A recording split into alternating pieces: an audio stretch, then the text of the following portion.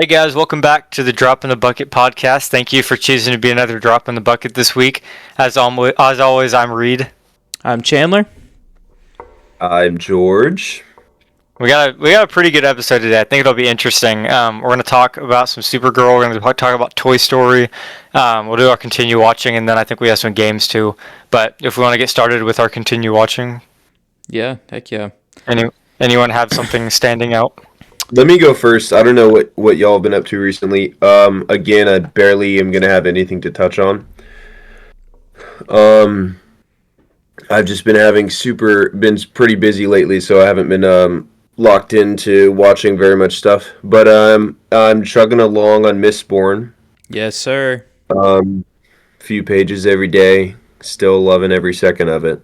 So I'm sure we'll do once Reed and I are both finished, I'm sure we'll probably do a book review or something on that.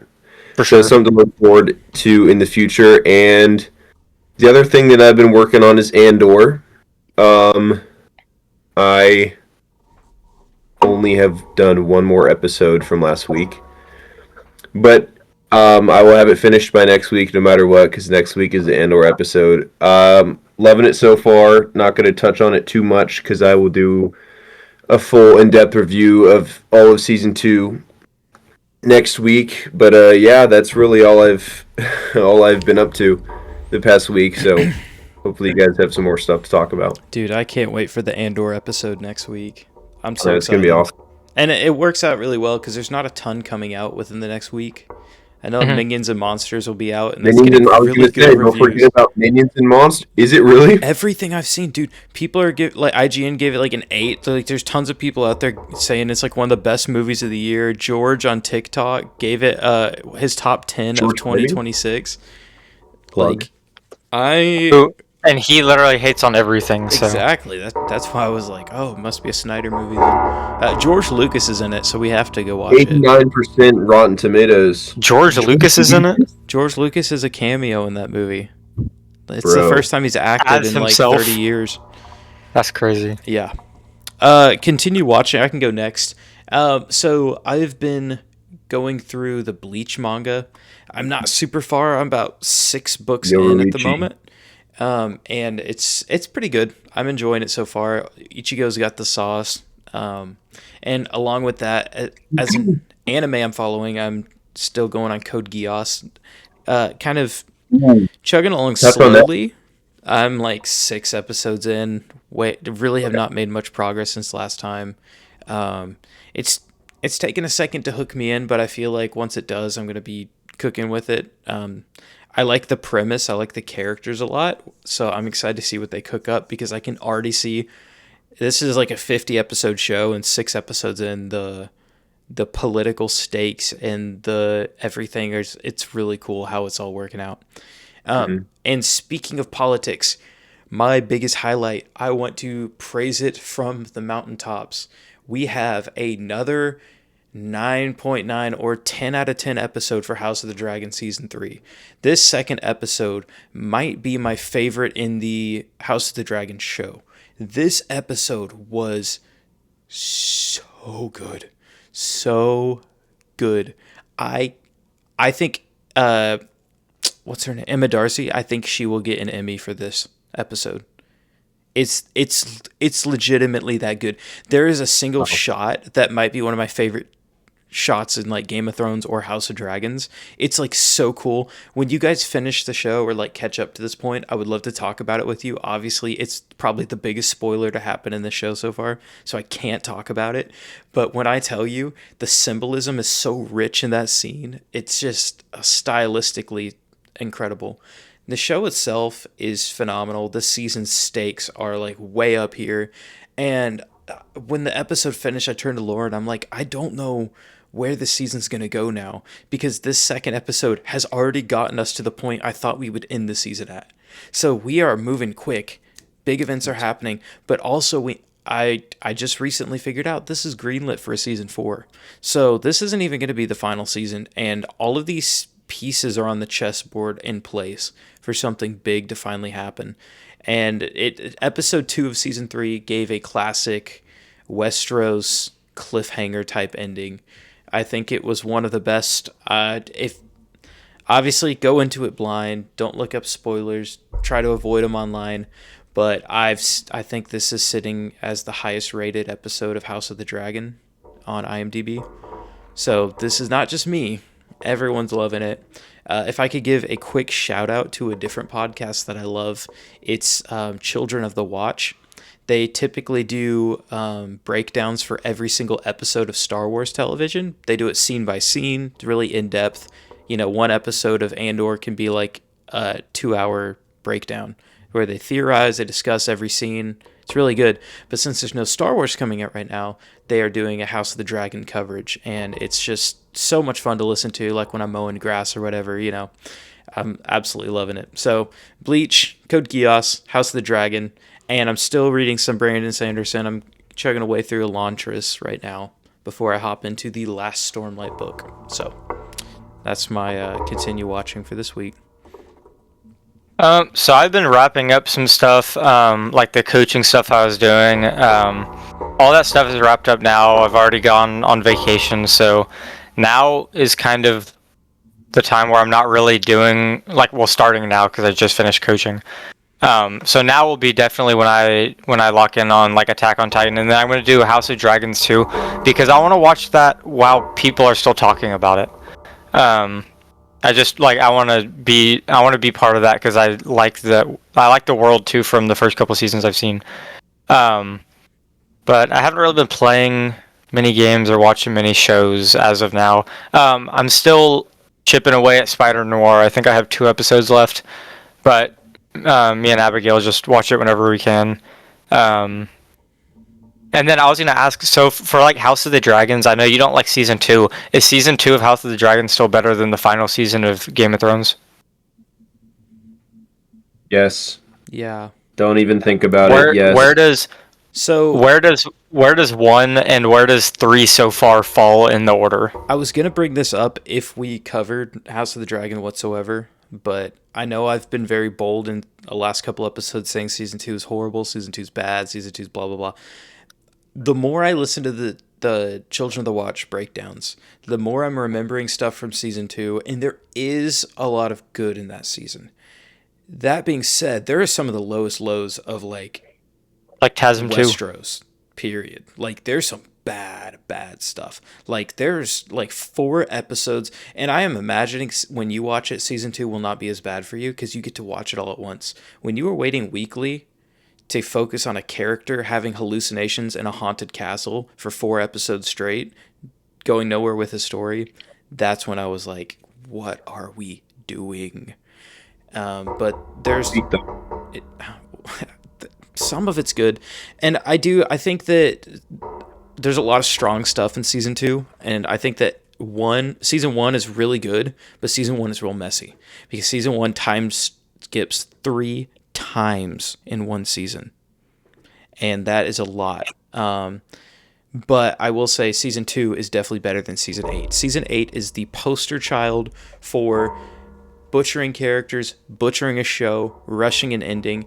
I do not think a show is going to ruin itself more and be known for it more. I have friends that won't even watch it or read the books because they don't want to watch something and get invested for the ending to be horrible. And on one hand, I can't really blame them.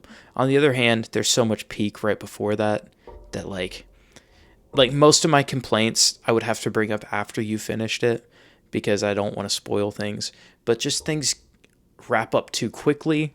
They give characters endings that were not set up beforehand. They give lots of characters backtracking on their arcs. So like somebody that's been going down this perfect road, great character redemption arc, all of a sudden in the last episode just completely turns on their character and goes back to how they were. Doesn't make any sense. That's like my least favorite thing about... That might be my least favorite thing about season 8 is that character you're talking about, because it's just a complete assassination of the second favorite character. And I think that it was such a shame. Yeah. And especially once you've read the books too, you realize he was setting up a lot of that already in the books as well. And I will say the thing that I hate the most is how safe they play the last season. They take one really big swing. Like the boys.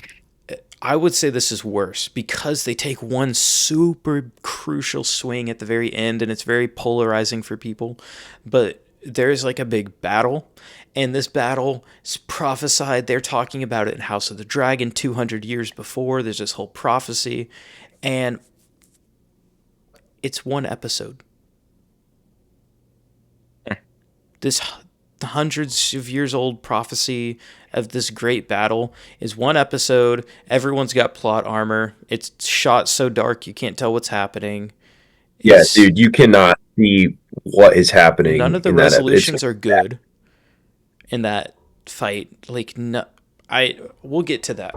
Is it ever crazy to you to watch House of the Dragons and see the villain from Morbius in a project that's actually insanely good? No. Daemon? Oh. He plays Daemon Targaryen.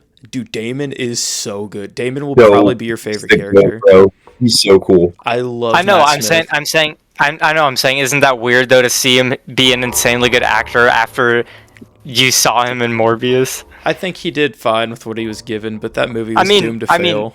I mean, Morbius is peak. We all know that. I'm just It's morbid. throwing that out there.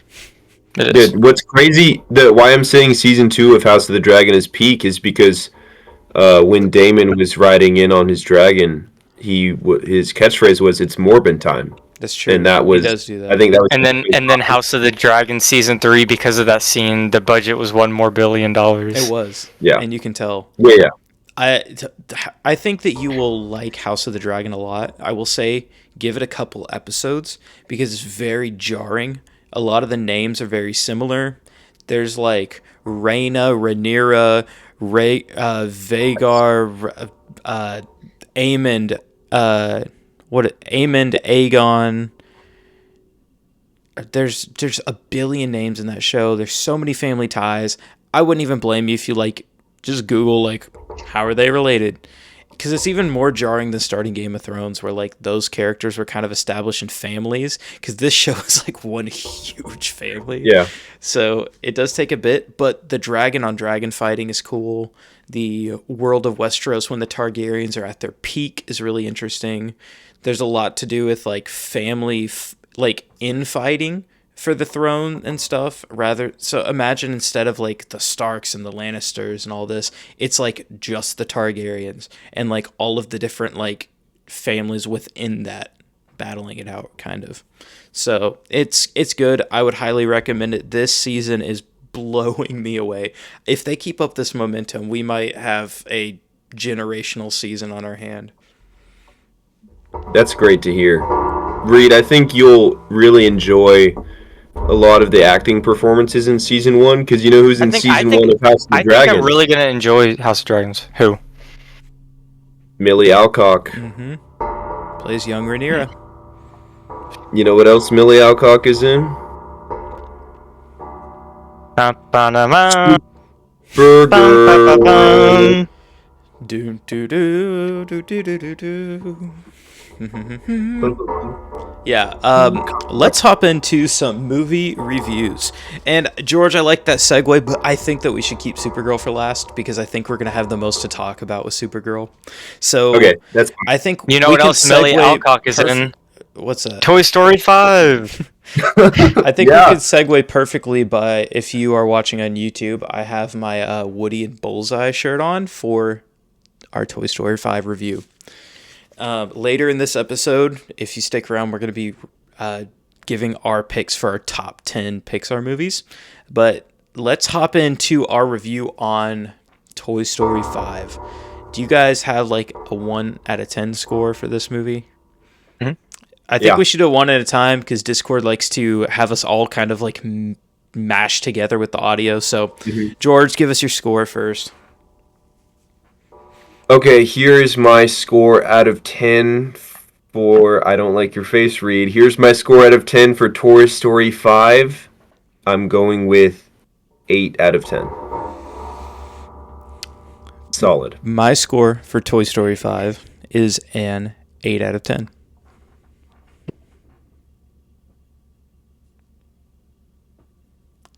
Oh, I'm giving it. I'm giving it. Don't do this. An 8 out of 10. Yes, oh my god. Let's go. Oh, I'm So so happy to hear you say that.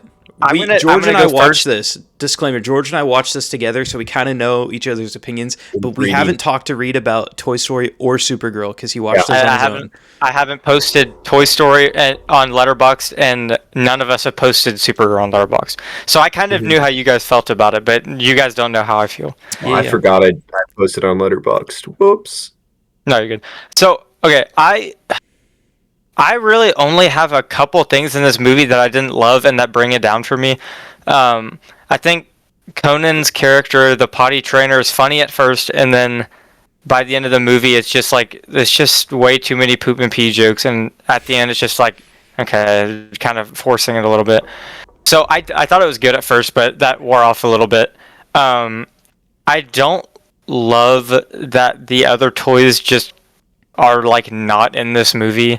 Yeah. And I know that a lot of the original voice actors died, so it's hard to like make the decision if you want to replace them or like use AI for their voice or whatever. But it felt like they just put them. I guess spoilers for Toy Story 5 and Supergirl for this episode. It felt like they just put them in that bin and put them in the garage so that they didn't have to animate them for the whole movie. And it felt like it lost that like Toy Story spark because you see like the group all working together, and then it felt like something was missing without having them. But I did enjoy that it was more of a Jessie story and that you get to focus more on her by herself, and get more of the backstory explained for her and stuff. So if we're talking our cons with this movie, I think that not We'll, having the we'll do we'll do toys. all cons first. Yeah, We'll do all because I cons have a first. lot of praise to say for this movie. Me So too. I just want Me to too. get my critiques out of the way. I agree with you about the toys, the getting sidelined, and like you said, there's lots of voice actors that have passed on. These movies have been coming on for 30 years now. And I mean, every time Mr. Potato Head started talking, it was a bit jarring for me because that was not his voice actor. And you know, some of them have passed on. I think Slinky Dog is one of them, right? Slinky Dog's voice actor, I believe, died when Toy Story 3 was coming out. And so I didn't like that they were kind of pushed to the side. And at the same time, they pushed them to the side to bring Woody back in as well. And I didn't feel like that was needed for this movie because they Mhm. gave Woody that conclusion, right? Toy Story 4, his story kind of ended. We had that really heartfelt moment. And to preface this, I had boycotted Toy Story 4 up until the week before this movie. And I was like, if I'm going to see 5, I got to watch 4. But Woody had his ending. And I feel like the movie could play out the same without him. I think that Buzz could still have all of these discoveries. Buzz could still go after Jesse, and it would have been more romantic that he's doing it by himself. And then it would give more time to shine for Buzz and Jesse. Because if what they're trying to do is do another trilogy, then you've had Woody's movie, you've had Jesse's movie. If they do a 6, I think this needs to be Buzz's movie. And I think It's that what Lightyear should have been. you can cap off Toy Story 6 is the last movie. I do like. Oh, we'll get into positives in a second. My the other thing that I wanted to mention that I wasn't the biggest fan of, I just I felt like Lily Pad I could have used a little more fleshing out, especially in like the scene where she just decided to like turn herself into the donation bin because like Kill herself. yeah, exactly. But like after looking at it, I'm thinking of it like from a kid's point of view. This is a children's movie. We're sitting here judging a children's movie. But like Lily Pad for a kid watching that, you don't really understand the underlying themes of what's going on, but like I was able to pick up on the fact that like Lily Pad thought, you know, she had done the wrong thing. She had misinterpreted what she thought needed to be done, and she figured she would just be better off away from Bonnie. And I didn't think that that was super conveyed in like the dialogue and stuff. Also, some of the Buzz Army stuff felt a little out of place. I think it's hilarious. I think it's so funny. It just didn't feel like it fit in this movie. But Like what? it, Like what parts? like the whole I agree. the opening scene, the scene on like the shipping dock with like the crane and stuff. I think that it's a funny gag, and I like when it pays off at the end, especially when they're all running on their horses out to the tree. Like that had me laughing so hard. But I felt like it could have been done better. I don't know. And it's kind of already been done a little bit in Toy Story 2 as well. I the thought whole the same. like, and it's different, but Yeah. kind of Yeah. the same. I liked all those scenes because I that's what I wish Lightyear was. Like, they do not realize how much better Lightyear they could have made Lightyear if they just made it an hour and a half or a 2 hour version of those little clips that we get at the beginning of the movies of Andy playing with Buzz and you have Zurg and the alien ships and stuff. It's like, if you just made that into a movie, people would have loved that, but you tried to do too much with the story. You tried to make Buzz a real person that the action figure's based off of or whatever it is. It's like, Lightyear was the movie Andy watched to inspire him to get the toy. Like, that's so convoluted. That's like Anaconda level, but Anaconda is a little more digestible because it's not for kids. That's also funny. I watched it last night, actually. I rewatched Lightyear it. doesn't have Steve Zahn in it. That's true. Or Jack Black. Or Jack Black. Or Paul Rudd. Generational trauma. I love generational Dude, that trauma. was hilarious. So what did you not like, George? I agree with Chandler on the Buzz thing, and I think it was kind of done in Toy Story 2. I agree with Reed on Conan's character, and some of that was like a little bit, but it is a kids movie, so I cut it some slack. And honestly, some of the jokes were funny. I agree. No, they were. I just think by the end, just like stupid humor. Yeah, no, I agree. By the end, it it's was like a little bit like there was like 10 minutes of the runtime left, and they're like, we gotta cram as many of these jokes in as we can. Yeah. No, I agree with that. I think my biggest gripe with the movie isn't even the movie's fault. My biggest gripe is that it was made in the first place. And like I'm not gonna judge Toy Story 5 based off of the fact that it exists, because Toy Story 3 it was genuinely, they could not have ended the trilogy more perfectly. It's one of the best trilogy endings of any series. It's one of the best endings of all time. And so it's hard to let that go, but I think at this point they made Toy Story 4 and that was kind of like ripping the Band-Aid off. Now that they've made Toy Story 5, they should make Toy Story 6 and 7 and so that's not really a con about the movie, but that's just, I had to mention that. Yeah. I think my least favorite scenes from this movie is every scene that Sporky or Forky is in. I think he's he's so annoying. He's why I hate 4. And the fact that he's in he has like 2. 4? Not that I hate 4, I just don't love it. But dude, we gotta address that. But the fact that, is it Sporky or Forky? Forky. The fact that he has 2 lines in this movie proves that he didn't even need to be in the last movie, because they just threw him away. But it's he was so annoying last movie. He was annoying in this movie. Yes, he has 2 good jokes. That knife wife character was annoying. You're just stupid. Okay, no, there was one joke that was super funny with the wife. I forgot what it was. I gotta live with this forever, something like that. That's gonna be hard to live with. No, that was funny, I will not. But it's all these heartfelt moments, and then Forky says something, and you're like, okay. No, Toy Story 4, I boycotted for 10 years, and I was like, I'm not watching this movie. It didn't need to be made. 3 was a perfect ending. And as soon as 5 was announced and everyone said it was so good, I said, I have to watch 4 now. And I kid you not, I was almost in tears laughing at that running gag of Forky throwing himself in the trash can every time they turned around, bro. It was funny the first 2 times. Every time that he they took their eyes off him and he just go, I'm trash, and just jump in the trash can. Dude, that freaking killed me. I don't know if it was because I was watching this at night and I was just in a giggly mood, but dude, that was the funniest thing ever. I love Forky. I thought every time he was in this movie was hilarious. I am the opposite of you for that. He was barely in it. Yeah, he was in 3 I know, that's lines. what I'm saying. But I know, Yeah, but it was like always the heartfelt moments, or it was like a serious moment, and then he says something, and you're like, okay. But what I don't even. But the serious moments didn't even really come until later in the movie, and he was like only in the very beginning and like the yeah, very end. but it was when they were like trying to have talks and stuff in the bedroom, and they were like trying to figure out what they should do and what's best for Bonnie, and then Forky's like, well, what if this happened? It's like, shut up. But the other Well, thing, what and if I know that that it's the same problem with the voice actors and stuff.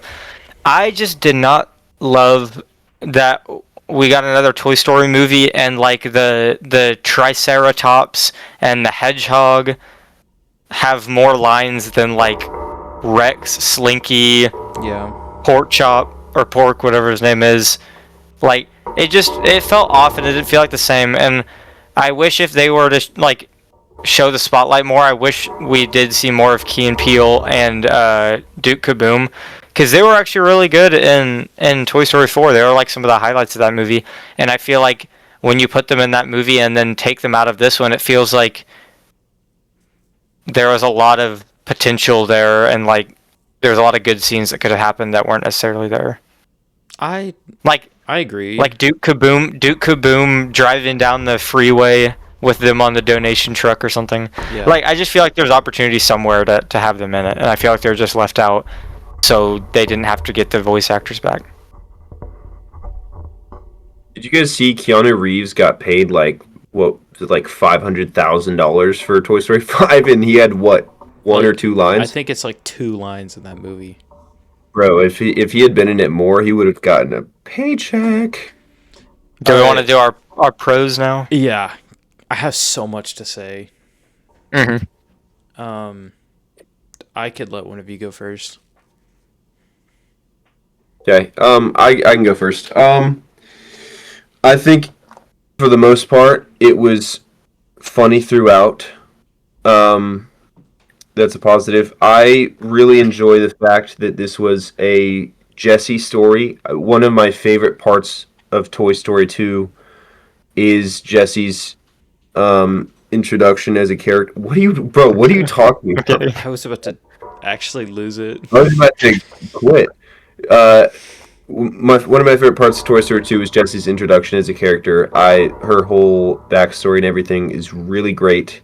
They do a great job of not kind of finishing her arc off slash capitalizing on what they did in Toy Story 2 in this movie.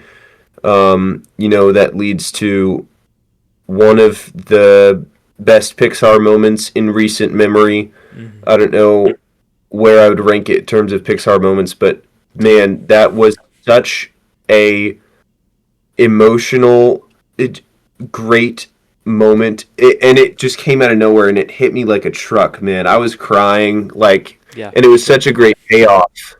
It was such a great payoff from the story that was put in place in Toy Story 2. Man, it just made me feel so great. Um, yeah, I can talk about more stuff, but I I'll agree, throw some man. stuff. We've already given a spoiler warning. The Pixar moment in that movie of her finding the tree, and I like the whole movie you see the tree, she's at the property, you know something's like gonna connect her back to Emily. But dude, walking around that corner and saying like Jesse was here, and at first I was like, did she just like write that like cuz that's where she had lost the doll, or she like, the donation box was left there, right? She's like, maybe somebody's going to find it, bring it back. But when she dug up the little lunchbox full of all of the pictures and like memories and stuff of her daughter, man, that is one of the most emotional moments in a kids movie that I can think of. Like, Yeah, and I can understand somebody not connecting with it as much as we probably are, because but Toy Story 2 was arguably my favorite movie growing up. I remember watching the Toy Story movies a billion times, and the When Somebody Loved Me song and that moment in that movie is already sad, but to know that now after 20 plus years of that movie being out, that Emily didn't abandon her, that she actually left such an impact on a human life after the whole movie, thinking nothing she does mattered for Andy, nothing she does matters for Bonnie, right? And the fact that she mattered enough for Emily to name her daughter after this toy that was so special to her, dude. Like, it's just incredible. Disney pulls it off every time. I don't understand how they can consistently write something that good. And I didn't think that we'd be revisiting that plot line from 20 years ago. But I'm so glad they did. But they did. Jesse and Bullseye are my two biggest highlights for this movie. Bullseye, for one, because he's always been my GOAT and I will defend him with my life. And two, Jesse can lead a Toy Story movie. We do not need Woody at all times. Woody had his ending. But Jesse was so good in this movie. I loved every part of it. I loved her wedding with Buzz at the end. I love that they finally got their happy ending. I love that she cared so much about Bonnie that she was really willing to risk literally everything to get back to her, in the same way that Woody was in the last movie, with Forky and everything. And it just shows that, I think that people were upset with Toy Story 4 for making Woody leave the group. They said that felt out of character for him, that he was abandoning his friends. I didn't see it that way because, Woody had lost his purpose. He was no longer the favorite toy. Bonnie didn't want to play with him, and he was sitting in a closet 90% of the time. And so him wanting to go out and finally do something that mattered, do something to rescue toys, make a difference in the world, I didn't think that was crazy. I actually think that's very selfless of him. He's comfortable with his friends, but, he goes into a new experience to help other people. And I do think that's a good story. But it also showed, that he had that connection with Bonnie, but Jesse did. That was set up in the last movie. So for Jesse to kind of step into Woody's shoes and kind of lead the movie in that way, I thought was really, really strong. I think Buzz was good. I wish they'd given him a little more to do. And I think that the Bonnie stuff is so good. I seriously, Toy Story 3, the way it ended, when they said there was a fourth one coming, I'm like, what are we going to do? I did not think that she was going to be an interesting, child for the kid, the toys to have, This movie just proved me wrong in every way, dude. I think the Pixar moment's the most emotional, but I think the one where she's getting attacked in her group chat got me even more. Because, I'm a teacher, and I see, kids and what they go through and stuff, and, that's just such a real thing that, and it's a real topic people have to talk about when you're addressing technology with kids is, how it's used and why it's used. And I think this movie addressed a lot of those tech issues in a really strong way, and I think that was such an emotional moment, man. When her and her mom were talking in the car, and really for her age, it's just sad that that's a conversation that needs to be had nowadays. It's just, that upsets me. So I'm never one to shy away from crying in a movie. I don't cry in many movies, but if there's if I'm watching a movie and I'm about to cry, I'm not somebody who's gonna hold it in and really try not to cry. I think I would have cried in this movie, and this isn't a complaint against the movie because they had no control over this. I had 10 people sitting behind me that talked through the entire movie. And it wasn't a whisper talk. It was a talk during the entire movie.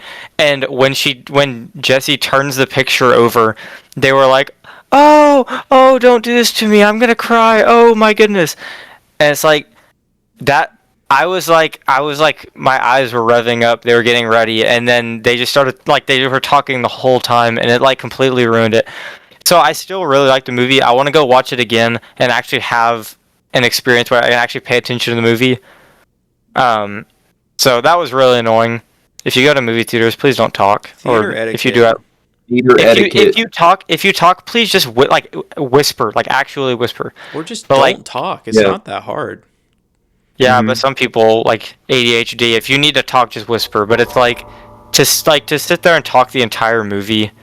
It's like, what's the point of even going to the theater at that point if you're not even going to pay attention to the movie you paid to watch? I'm not someone to like get on people for stuff like that, but I was at a movie. Oh, what movie was it? I was at a movie not long ago. I think it was Hokum. Earlier this year, and there was a group of like 10 teenagers in our theater, and it was so bad to the point where I genuinely said something to them. I'm not someone to like say something to people like that, but it was so bad. I was like, "Hey, can y'all be quiet? Like you're literally ruining the movie." It was terrible. It's just annoying. The reason I didn't say something is because we were at a point in the movie where it's like everyone. If I speak up, I'm now bothering even more people. So Mhm. I was like, I'll just leave it. So that did hurt the movie in an experience standpoint, but it didn't hurt the movie obviously as a movie standpoint because I think the movie's still good. I do agree with everything you guys said. I think all the Bonnie stuff is really good, bro. Her friends like might be some of my least favorite fictional characters ever. Yeah. It's bad. Like they are horrible. terrible. They are like evil children. I also really liked that, and we don't see this in a lot of like animated movies. I really like that they made a point to show that the parents really did care. Like they cared about finding her a friend. They got this technology Yes. because they thought this is her best bet.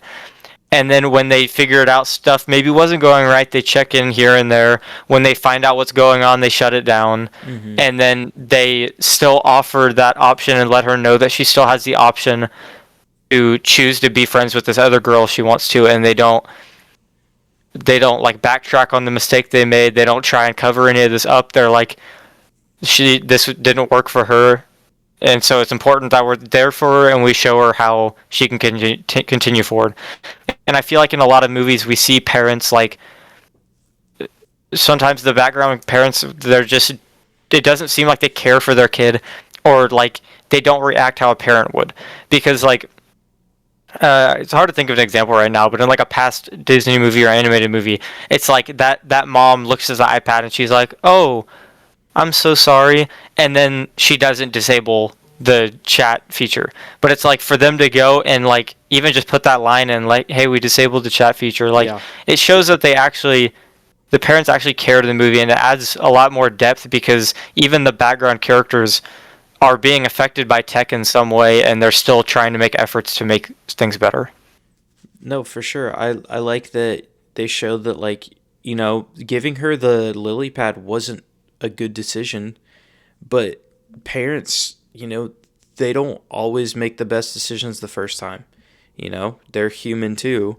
And when they recognized it was a problem, like you said, they were able to go in and fix it. And like they had the intentionality to, take those things away from her that were causing issues. And I saw people online saying like Bonnie's dad was such an op in this movie. And I'm like, I didn't get that at all when I was watching it. No. I thought that the parents were actually doing so much because, I mean, as a parent, that's got to be the most heartbreaking thing to see your kid like not connecting with other kids. And the only way that she feels included was to sit behind an iPad all the day, like all day long. And that's so sad because it's so real now. I just hate that we've reached the point where that's got to be addressed in a movie for people to wake up and realize it. I just, I think one of the things I'm looking forward to most with Toy Story 6, if it happens, is to get a Buzz movie, but also to show her and Blaze together. Because we didn't really get to see Andy with a friend. But Blaze is such a good addition to this movie. And I love that she connected with Jessie in the same house that she used to live in. I think that was really cool. It could have been like Jessie, she wasn't the favorite toy again with this girl. But like Blaze loved her just as much as Bonnie did. And I thought that was really strong. So yeah, when they first got to the house, to the barn, and Blaze takes Bullseye inside, and you see like Bullseye up having fun with the horses, I really thought that Jessie was gonna leave Bullseye because like she's like, this is where you belong. You're here and you're making another child happy. That's what you're supposed to do. I really thought she was gonna leave Bullseye, and that would have made me so sad. Dude, I think same. it would have been okay, but it would have made me so sad. But I really like the Jessie stuff because it's it's touching on the Woody thing that you mentioned, that his job was complete, or he didn't feel like he had a purpose anymore. And Jessie felt like she was useless. She didn't feel like she had a purpose anymore because she had been cast out, and then she was cast out again.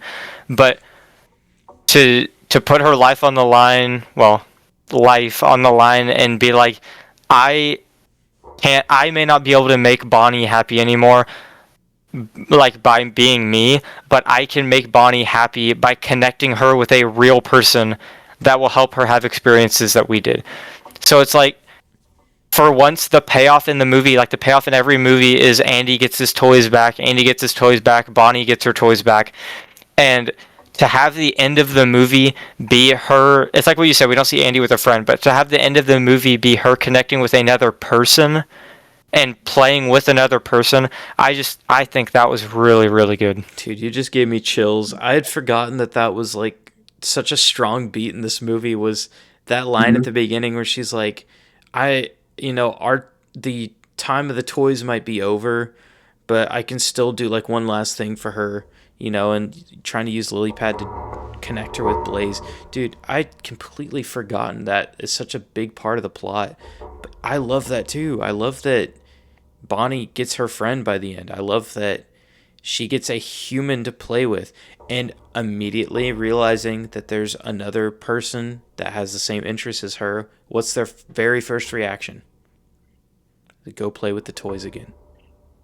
So, solving one problem, solve the other. The sad part in my brain is that I know this is only going to be for a short time, because Bonnie's eventually going to grow up too. And the more and more tech takes over, the less and less the new generation's going to play. And the less, what are the odds that the kid after Bonnie's going to want the toys? So I could see 6 being an ending. I could see it being the cap to a second trilogy and kind of leaving it there. But I'm just like, where do we go for these movies? Because we finished Andy growing up, we got passed down to Bonnie, now Bonnie's growing up, and it's like, I don't think these movies can continue just being passed down. Like, I wouldn't enjoy if Toy Story 6 ended with them going to another child, or them going to Bonnie's child or something. But at the same time, I would absolutely hate it if the end of 6 is them being put in like an antique store or like a museum vault. yeah. Like, I just don't know where we go from here. Like, how you do an ending. I'm fine with it ending just like this. If they did 6, they just need to be careful, because I don't know how you would end that well where it doesn't affect something. 100%. It's a good point. One more positive was the scenes where the kids are playing with the toys, how they did those, where they That did looked really good, like the watercolor. The watercolor style thing. That The was scene awesome. where Blaze was first playing with Jesse, and it was like the spy thing. That was good. That was so cool, and it was such a great way to visualize the imagination of a kid playing with their toys and just, coming up with a cool scenario.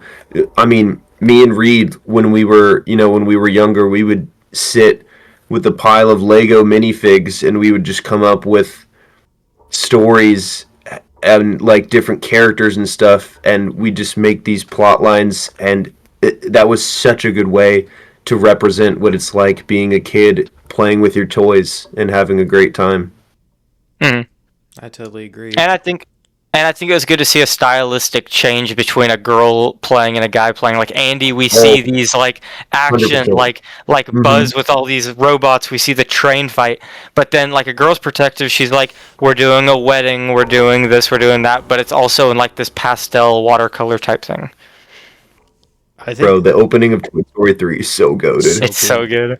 I think So good. what I wanted to like end kind of the Toy Story 5 thing with is that I have now been to Hollywood Studios 2 times, and they have the Toy Story Land area, and both times I'm like blown away by how cool it is, and it reminds me so much of like how much I loved those movies growing up. And like I said, I watched them over and over and over. I had the actual toys of each toy, so like even when I wasn't watching one of the movies, I was like making up my own plot, like as if this was the next one, and I think one of the strongest things Toy Story does as a franchise is just reminds you of such like all the special things there are to being a kid. And even like as an adult watching it, seeing how Bonnie plays with the toys and comes up with these plot lines like you're saying, it just throws me back to when I was doing that with Legos, or I was doing that with action figures. And it just reminds me of that spark that you had when you were Bonnie's age or Andy's age. And I think Toy Story, we're going to talk about it a little later, I think Toy Story is like one of the strongest kids franchises ever. I think there's so many good lessons to be learned in it. I think every character is good. I cannot tell you a character I dislike in Toy Story. Not any. Like, maybe villains, but I mean, you're supposed to dislike them. But that's kind of what I wanted to end it on. I love the way this movie makes you feel, and the franchise as a whole. I love the different elements of your childhood it brings back as you're watching it.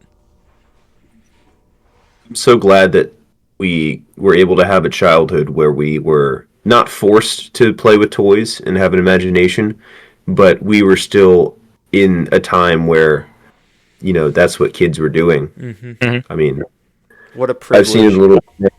What a privilege! It's just a different landscape with the iPads and the tablets and stuff. So, well, I think we should fly our way over to the Metropolis side of things, and we got to discuss Supergirl, because this is another movie that we have not shared our opinions on with each other. George and I have talked, but George, Reed, and I have not all talked. And we have. How much did you guys talk after the movie? We didn't stay and talk for a long time. We kind of took a picture, just like one or two things. Is on the Drop in the Bucket Instagram account. Go follow. And I made sure Reed was included in that picture with a little bit of Snapchat Photoshop. But yeah, where did you get that picture from, by the way? That was I don't remember. It was just a picture of like you and Abigail on my phone, and I just cut your head off of it and put it onto that other thing. Supergirl is good looking. So Toy Story, you guys went and watched it and put it on Letterboxd. So I saw your Letterboxd of it. It didn't sway my opinion at all. But I knew you guys were going to be like an 8 out of 10. This, we did not put anything on Letterboxd. We did not text each other and be like, "Hey, that was good." We did not say. I think I've said the word Supergirl to Chandler and George like once. We sat across from the table this last weekend together, and we were both fighting the urge to talk about it. And I'm like, we can't do it yet until Wednesday. We can't do it till George is here, and we can't do it till we're recording. So I want to hop into this because I'm excited. Do we have scores out of 10 for this Supergirl movie? 2026, the second DCU movie? Yes. I think so. All right. Who's going first? I'll go first because I think that, not that I don't think I'll be an outlier, but I think I might be slightly different than you guys. Okay. Not very different. But without further ado, here's my score for Supergirl. I'm going to go 7.25 out of 10. Okay. I'll probably go around like a 7.5. I think that's the sweet spot. Wow. For me, at least. Okay. Oh. I'm giving it like a 5.5. Yeah. 5.5. I think on Letterboxd you can't do half scores, so it's either a 5 or a 4 for me. I want to hop into this. I've been waiting to talk about it with you guys. And let me just say, I just gave the lowest score out of the three of us. And I, before anything is said in this review, we've already given spoiler warnings. Let me just give a blanket statement. I wanted to love this movie. I wanted to enjoy this movie. And there's parts of it that I do enjoy. But I think that so many people online that are criticizing it are getting shut down and being like, you just hate it because a woman's in it. You just hate it because it's a female-led superhero movie. Well, So, you told me that's why you didn't like it, though. blanket statement right now. That off, by the way. That has nothing to do with this movie. Millie Alcock is the best part of this movie. If she wasn't in it, this would probably go down 2 points and be in the 3 range, okay? Wonder Woman's one of my favorite DC movies, and so it has nothing to do with there being a woman in this movie leading it. I think that she is so incredible in this movie. She's great in House of the Dragon. I want to see more of her, and I can't wait to see the future of her. But this movie, in and of itself, is just the most mediocre superhero movie that I can remember in recent memory. Dude, this is... Oh my goodness. There are parts of this movie where I'm like, what are we doing? Like, there's parts of this movie I cannot believe past, like, the editors and, like, the final, the people that, like, proof the movie before they push it out. Like, every location is bland and forgettable. The city is just gray. There's nothing interesting about it. Absolutely nothing interesting. Every other planet is deserted because they didn't want to animate characters. They didn't want to CGI stuff in. They didn't want to have a lot of moving parts. Every other planet is just a wasteland. What's Krim's ship at the end being like the final set piece is like the first moment in the movie where I was like, okay, we have that in the beginning with the bar. I was like, we finally have like something interesting because we're like on a flying vehicle, and it's gonna it might crash, it might do this. Are we gonna take it down? Like, how are we getting out of this situation? And then that doesn't even end up resolving itself because the last fight scene is like 6 parts long. They're fighting motorcycle guys, then they're fighting the groups of guys, and then Lobo shows up, and then Lobo leaves, and then also take Jason Momoa out. This movie doesn't change 1 frame. And then the ship crashes and the whole thing's resolved. Oh, but Krim's still alive. And the ship is full of cars. And now we're going to have another fight scene out in the desert. Also looks horrible, by the way. Every flying scene... Hold on. Actually, let me take that back. Every other flying scene looks horrible. There's like a shot of her like face cammed, and it worked for David Cornsweet. Did not work in this movie. And then there would be a shot from the side where she's like fighting somebody, and that looks really good and really awesome. And then it goes back to her flying from the front. And I'm like, every other shot, like, that's not even an exaggeration. I was almost like counting them and being like, oh, that was good. That's horrible. That's good. That's horrible. The music all over the place. The needle drop we're going to talk all about. Everyone's talking about it. We got to talk about it. Krim is the most nothing burger villain I've probably ever witnessed in a superhero movie. Like, this dude is up there with the villain from the Marvels, and I can't even tell you the name of that villain. This is an all-timer for the forgettable department. I think that the Ruthie storyline was interesting. I just don't think it... I don't know. I didn't connect with it probably the way that the director intended for me to. I loved Millie Alcock in this movie. I love seeing her connection to Crypto. But I also think that her connection to Crypto makes this a little less of a superhero movie because she only goes on this quest to save Crypto and not necessarily to help Ruthie. Ruthie's just kind of there, and they just have a common goal. And even like at the end of the movie, she's the one that kills Krim, and then I felt like in parts of this movie they forgot about Crypto because there's so much urgency. She's looking at her watch, time's ticking down, and then we'll just spend like 10 minutes in a gas station buying ices, and we'll have moments where like they're sitting in a jail cell and she's like, oh, he'll come and get me. Or there's, like I said, there's just things in it that were good. I liked some of the fight scenes. I liked Amelia Alcock as Supergirl. Every time David Cornsweet was on screen, I was so excited He's for the the goat. future of the DCU. He's the goat. And I think this might be unfair, and correct me if it is. I rewatched Superman 2025 Superman like a week before this, and then went and watched Supergirl. And I know they were going to be different movies. I know they were going to be stylistically different. The story they're telling is different directors, everything. But if Superman's up here, man, and Supergirl just did not rise to that level in the slightest for me. There's so much of it that just, it feels like a watered down Guardians of the Galaxy vibe where like the creatures and the things don't interest me. Like there was parts of this movie that I just felt nothing for it. Nothing. The scene on the taxi where you're seeing like all the different aliens and there's the techno pirates and stuff. I do not care. I literally could not care less about that stuff. The only good thing about that scene was her getting like the yellow sun part where like all her powers came back. Like that was really cool. Other than that, this movie just felt like, I don't even know how to rate it.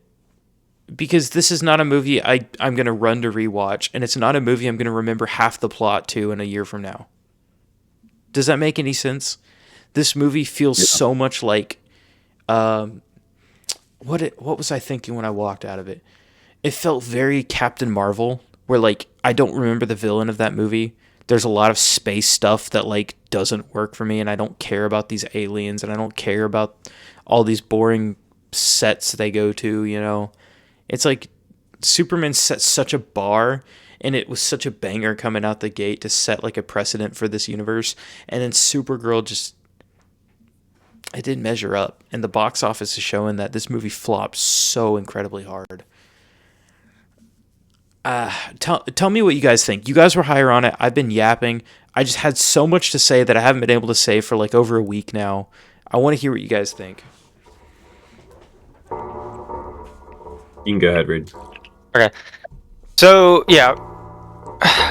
Also, Crypto looks horrible in this movie. The CGI dips so hard from the first movie. There are shots in this movie where Crypto looks like glossy. He doesn't look furry. He looks glossy. I didn't notice that. I didn't notice that. I didn't notice it. It might have happened. I just didn't notice it. So I liked it. I wish I liked it more. Whereas like Toy Story 5, I just gave an 8, and there's a lot of stuff I really love about that. This I'll probably give like a 7 because I still like it, but it's not like it's not like you said. Like I'm not going to rewatch it right now. It's not like I liked it that much. I agree. I think some of the CGI stuff was not good. I think a lot of the like chase here, chase that, chase this, like that got old pretty quick. Disclosure Day. I think Lobo. I agree he didn't necessarily need to be in the story. Yeah, 100%. But I actually did like him in that. I like that is incredibly comic accurate, like a representation, like how he talked, what he said, like the way he was talking back to people, like his rebuttals and stuff was very comic accurate. I wish they did a little bit more with him. When I walked out of that movie, my thought was, that is what I wish they did with Imbo in Mandalorian and Grogu. I wish Imbo actually had lines. I wish he was actually in the movie more than just like 2 scenes and a couple fight scenes. Like that's what I wanted from Imbo. And it's like that is a problem with both movies. You could take both those characters out and it's not going to change that movie that much. Like they could have had any other bounty hunter capture Mando. They could have had somebody else free Kara. So it's like you don't really need those characters, but I wish I did get from Lobo what I wanted. I just went into it knowing he's not going to be a big part of this movie, most likely. I loved all of... Oh. Genuinely, yeah, I know you said that taking him out doesn't change the movie that much. It doesn't change it at all. Lobo, he is in 2 fight scenes. If you take him out, Supergirl can still handle all these guys. And then he's in the jail cell Doesn't explain how he ended up in the jail cell, how they caught him. Doesn't explain any of that. And also, she chooses to break him out. So if you just had her walk by his cell, he doesn't appear in the last fight. He doesn't appear. You take him out of the bar scene at the beginning. He doesn't appear in that fight. It doesn't change the movie whatsoever. Literally, if you clip him out, if some person edited those scenes out, this movie would not change one bit. Not one bit. The only thing that would change is that he throws grenades at the engine and blows the ship up at the end. That's it. And she could have done that with her lasers. Agreed, but I was still glad he was there. I liked him. I thought he was great, but I don't understand adding characters just for the sake of adding them. You know what I mean? Valid, yeah. No, yeah, I get that. I loved all of the stuff with Superman in it. I loved all the stuff with Krypton. I think the stuff with like her dad, like that talk with her dad and stuff was all really good. I liked having like the flashback scenes. Yes. I think all of that was really good.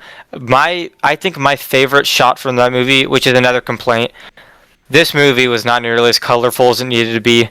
We spent way too long on this black planet where we can't see what's going on. I was sitting, now I didn't go to the IMAX.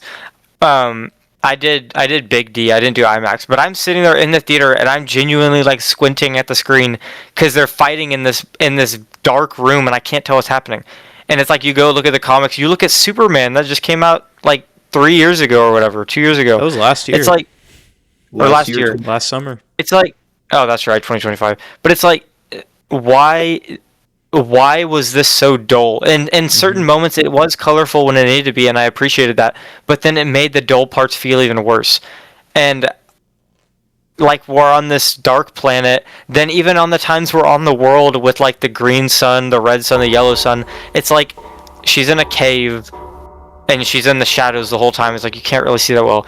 But I think my two favorite shots from the movie is when she gets out of the bus and she's getting the yellow sun and she's like floating in space. That one's good. And then when she's in the cave and they did the flashback with Superman and with Krypton and the yellow sun rises up and the light shines on her suit sitting there. Dude, that was so good.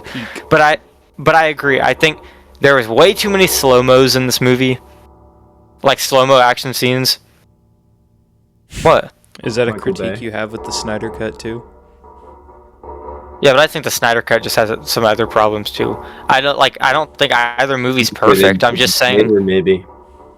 I'm just saying, like, I think, especially because we did a lot of that with Superman. We did a lot of slow-mos. Yeah. So it just felt like we kind of recycled the same stuff.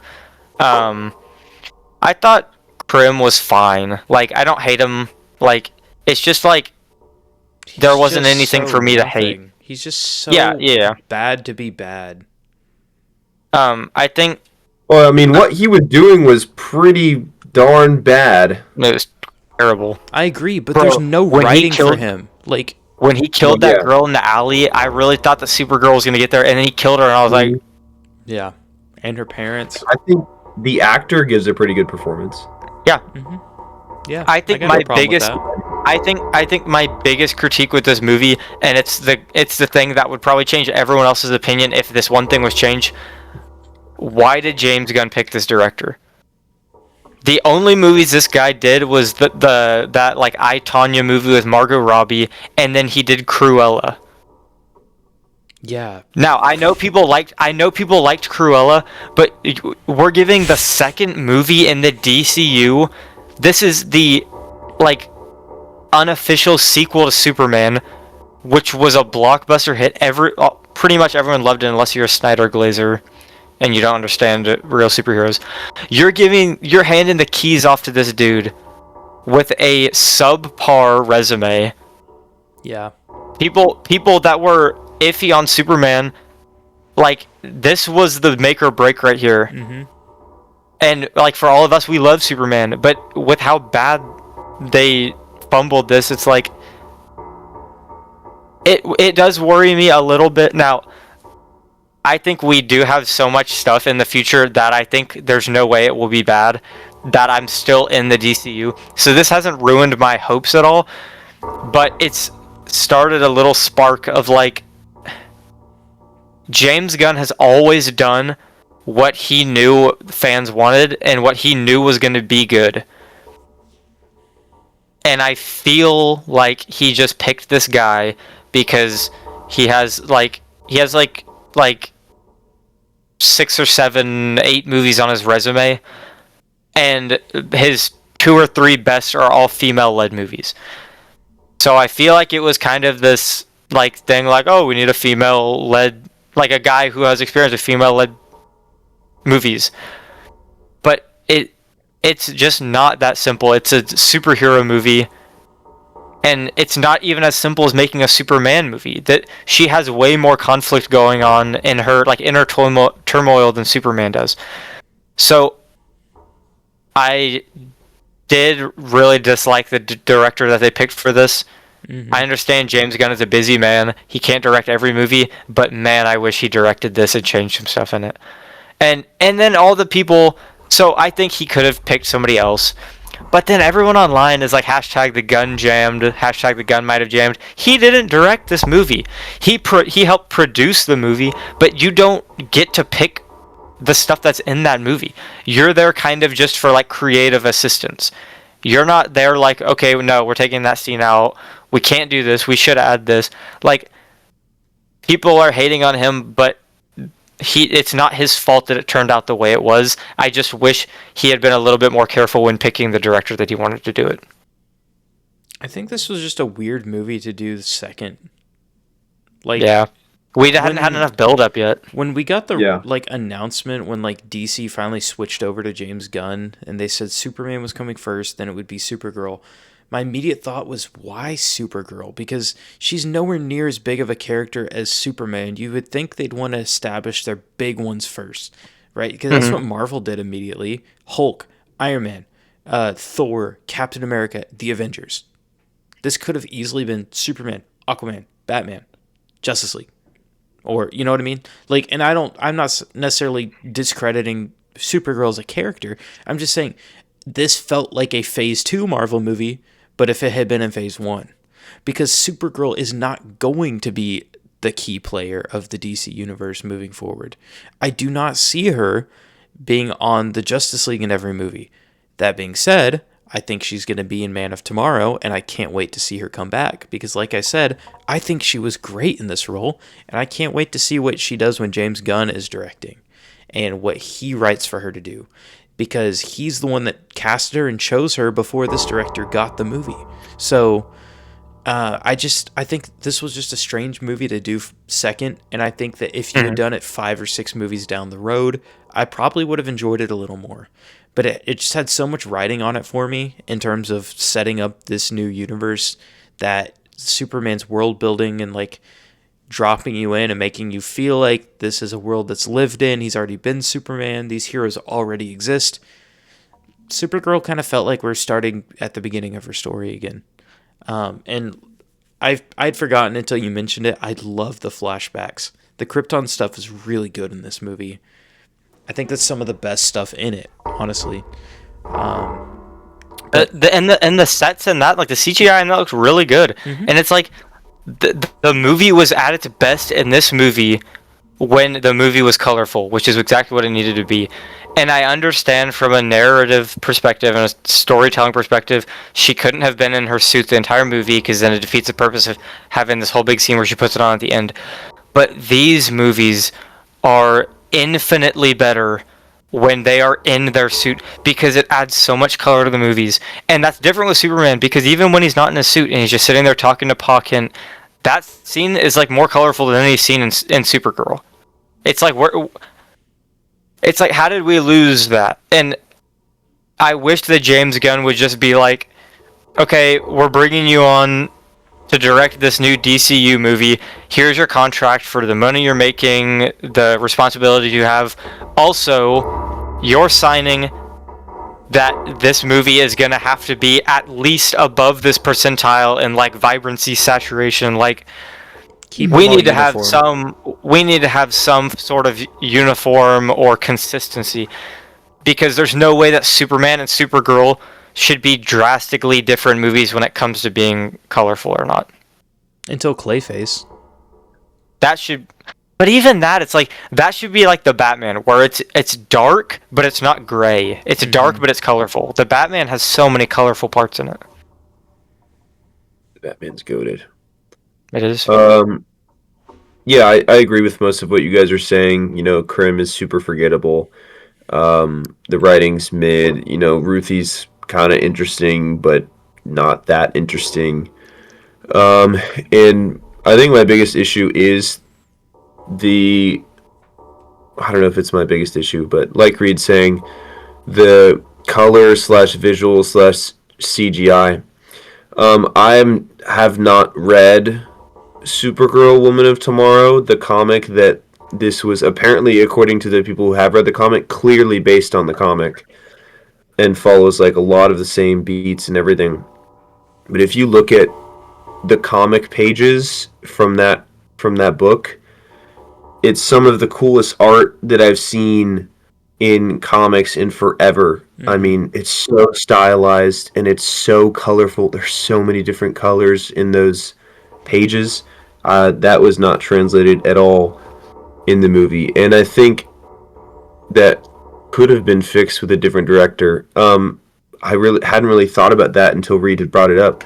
But can you imagine if this was directed by like Damien Chazelle, who did La La Land, who and working with that cinematographer, where they could have had a lot of that same color theory type of stuff. Yes. That would have elevated this literally by like 2 points. Damien Chazelle is my favorite director. James Gunn is getting a ton of crap for this movie. It's Craig Gillespie. Yeah. It's him. He's the one to blame for this. He's the one to blame for all the things that we did not like about this movie. People are hating on James Gunn when he didn't have control over this. I think a different director, this easily could have been like an 8 out of 10 movie. Yeah, no, I agree completely. Should we talk about the thing everyone's talking about for this movie? One second. Yeah. Lost my train of thought. The Krypton stuff was the best stuff in the movie by far. It looked better. The writing was great.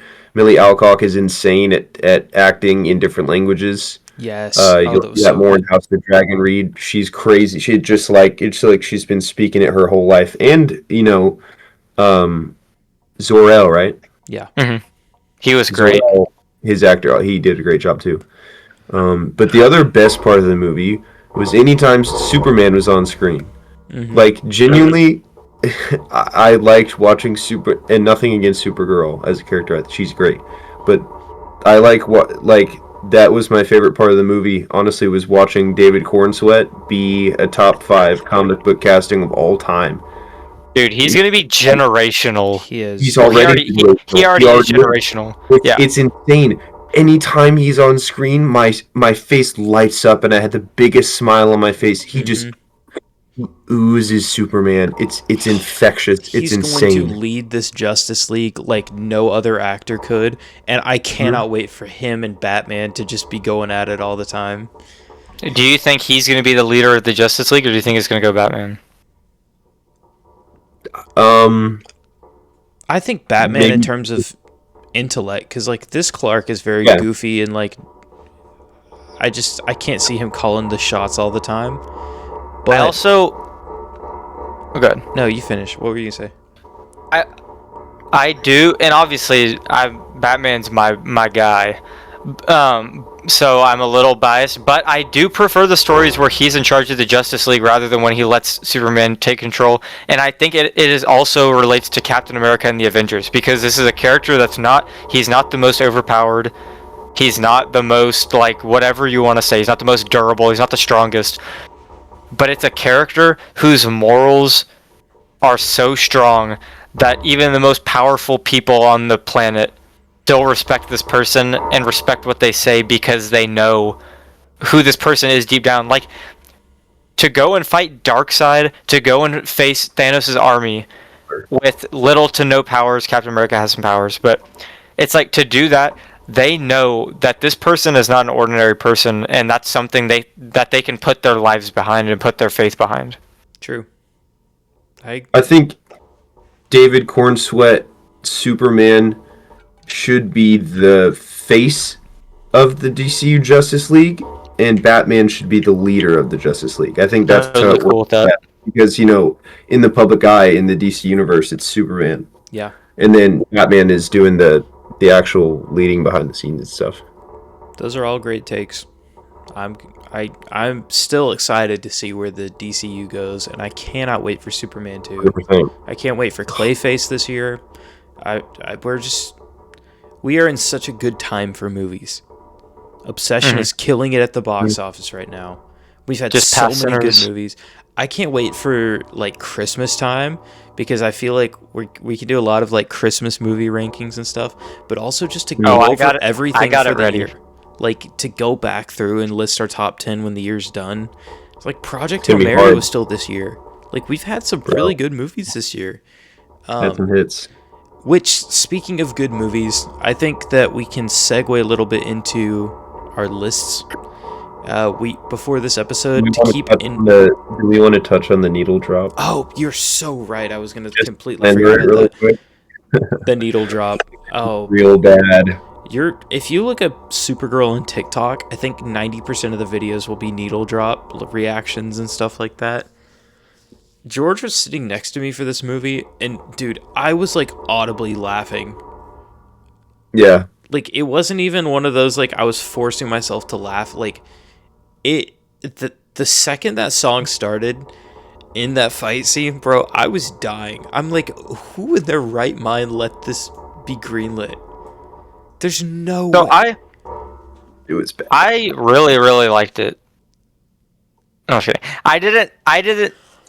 I didn't like it, but I didn't hate it. I'm kind of neutral because there's stuff that I didn't like about it.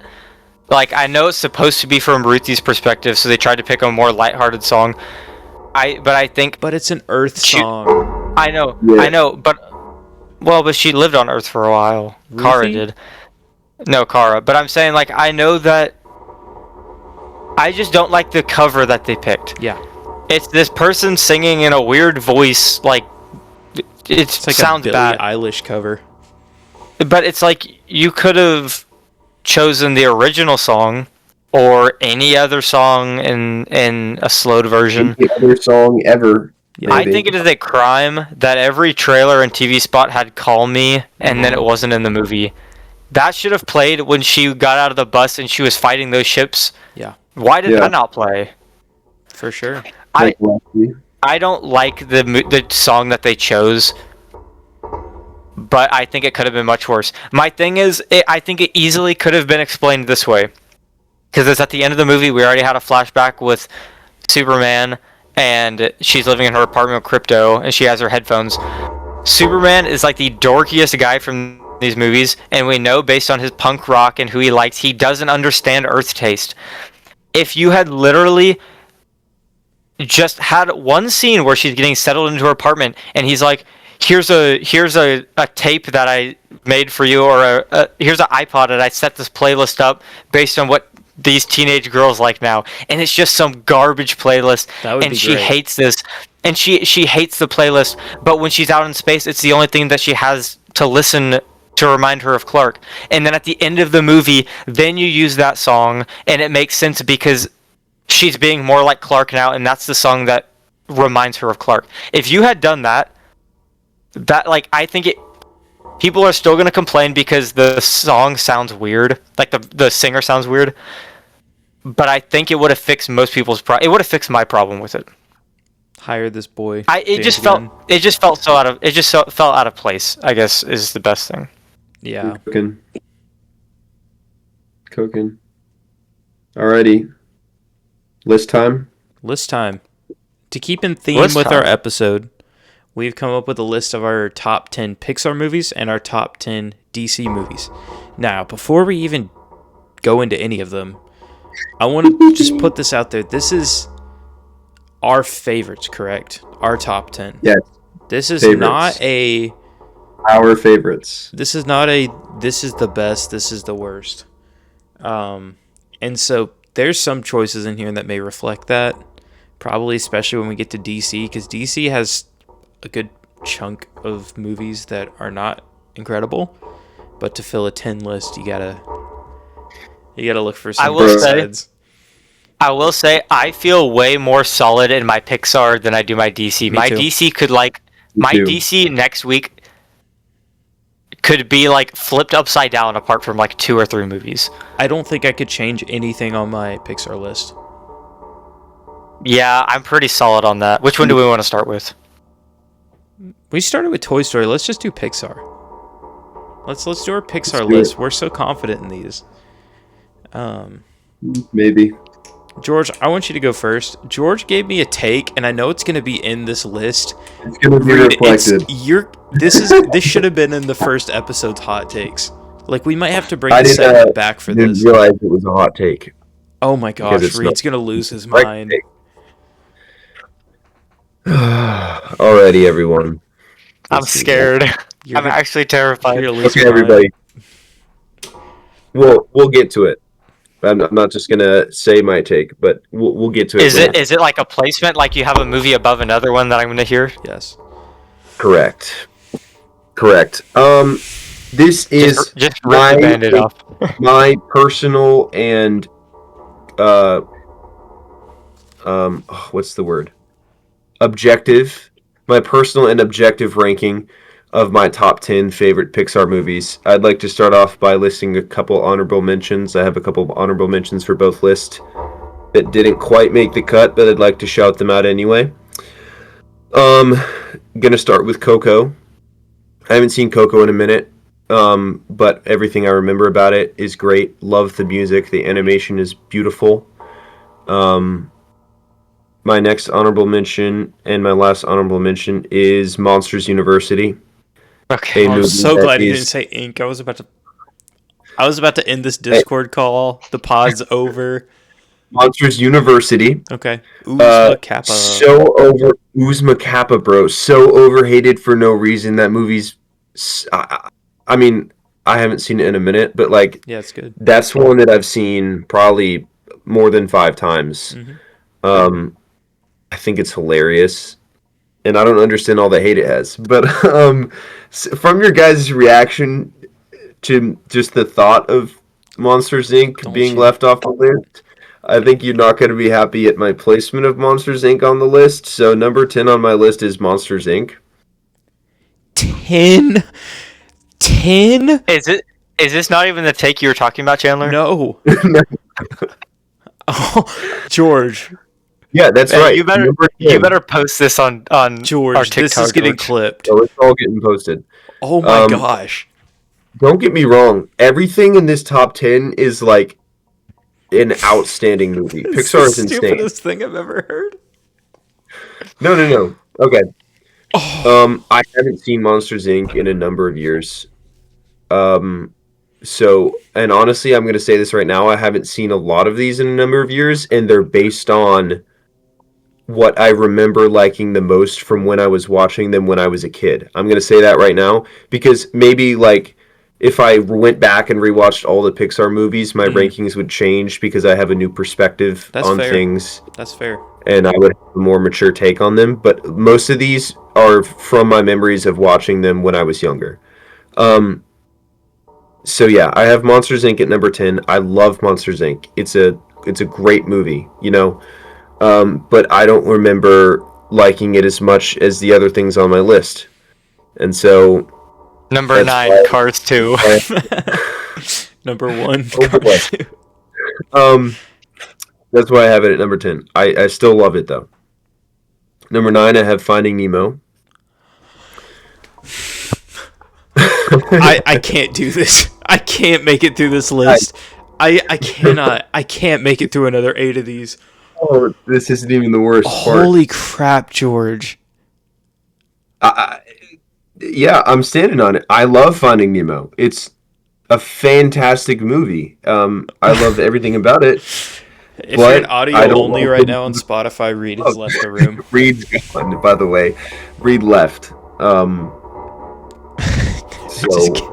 cannot believe what you're saying right now. But no, I love Finding Nemo. You know, it's super funny, very emotional. I love the story of the parent, you know, doing everything that he can for his children. Needed to cleanse my palate after that.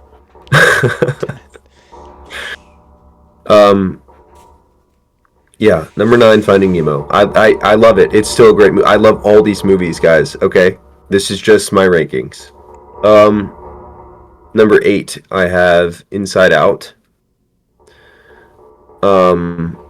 Okay, not as bad a reaction, but still not the best. Number 8, I have Inside Out. If I swear, if you say The Good Dinosaur is somewhere up here, I'm gonna crash out. We'll see. I'll just go ahead and say I haven't even seen The Good Dinosaur, so it's you not don't have seen to. half of You don't. it. It's one of the worst animated movies ever. Yeah, I've never seen it, and I don't care to. Inside Out. I love all the voice acting. I think it has such a great Pixar moment. Bing Bong, that moment when they're shooting out of where everything's forgotten. That moment's great. Love the perspective on emotions and everything. Number 7, I have Toy Story 2. How are we only at 7? No, don't get me wrong. I love Toy Story 2. And it's hard to say that Toy Story 2 is underrated, but I feel like it's still underrated. It is.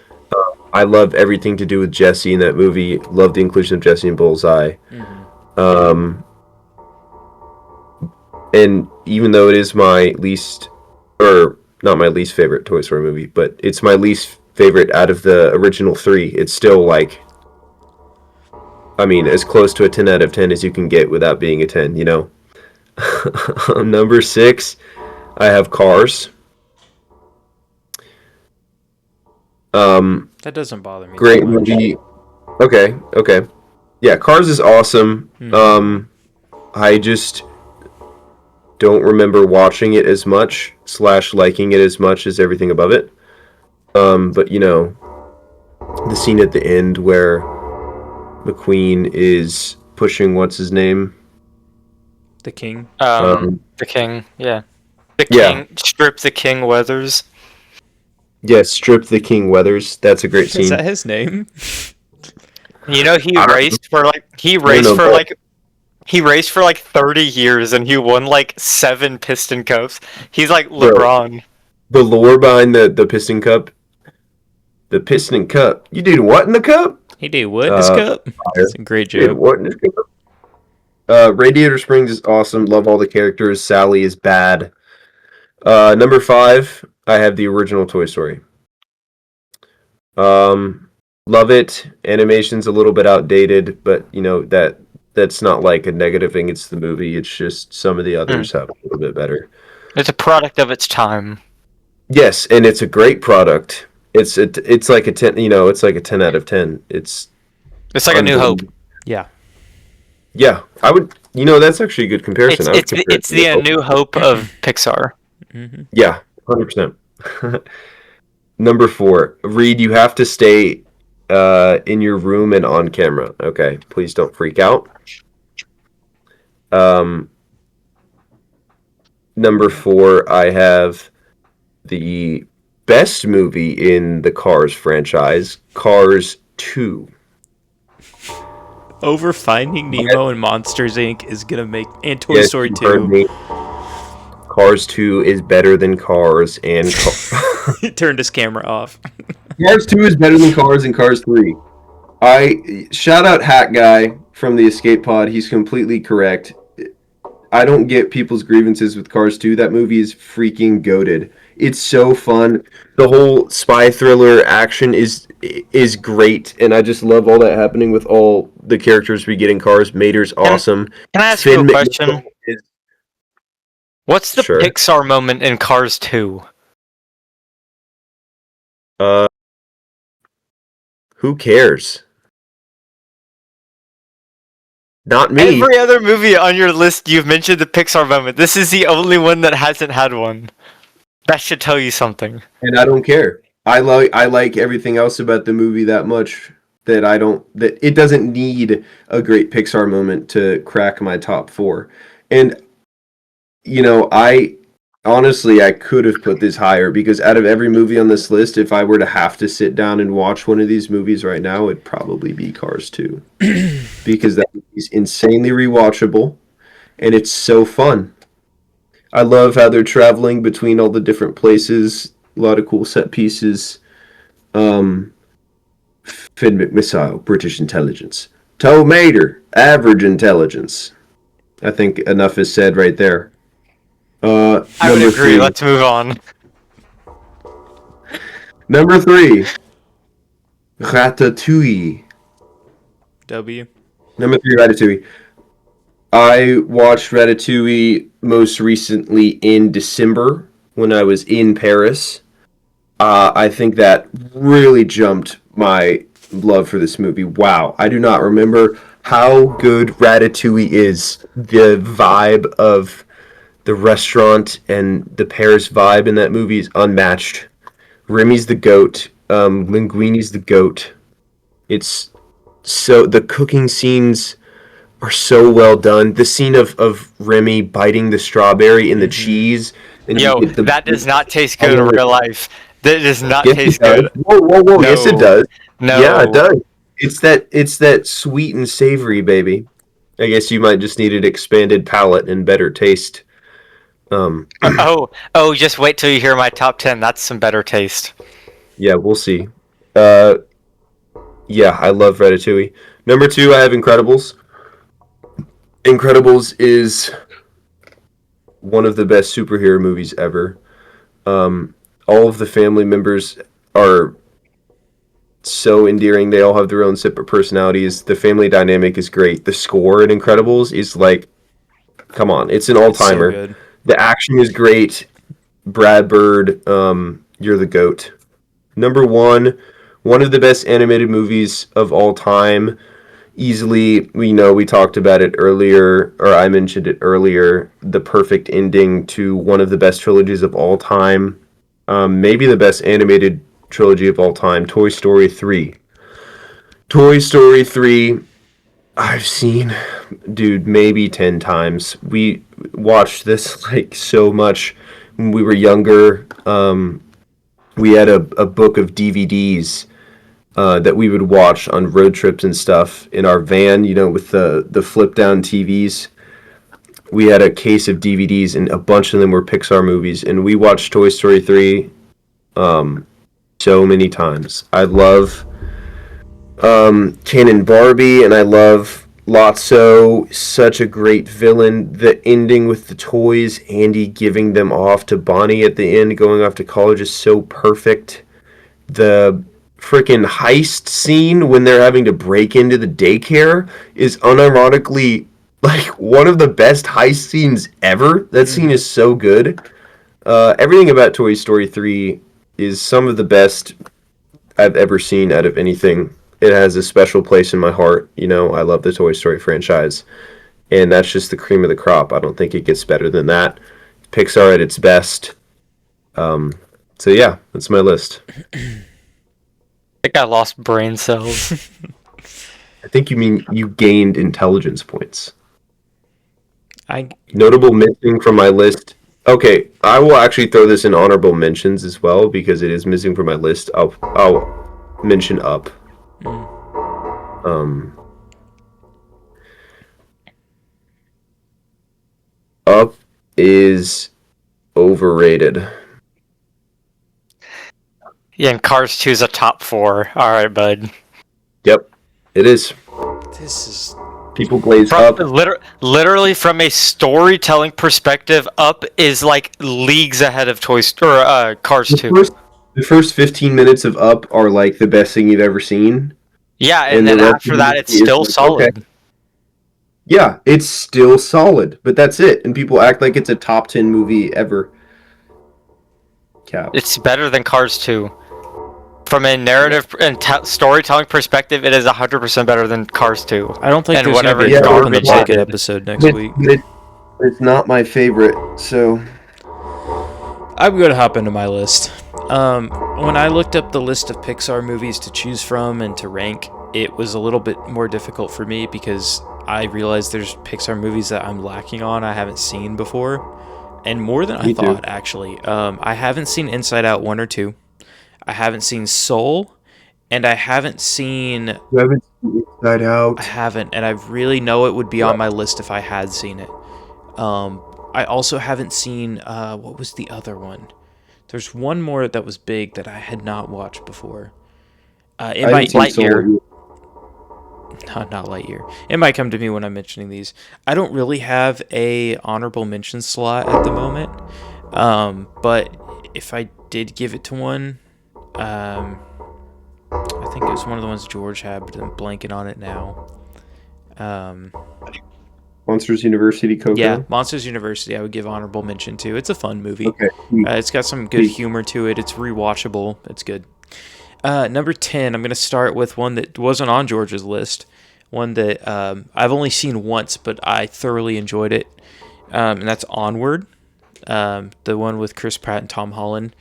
And shout out Reed. I think that this movie just means a lot because it's focused about brothers and, you know, who you grew up with and supporting one another. And I just think that's a really good story to tell. And I think that the fantasy setting of it is really strong and really interesting. Again, I need to watch it again to fully, you know. But I feel like Inside Out would have pushed this just out of my top 10 if I had seen it before.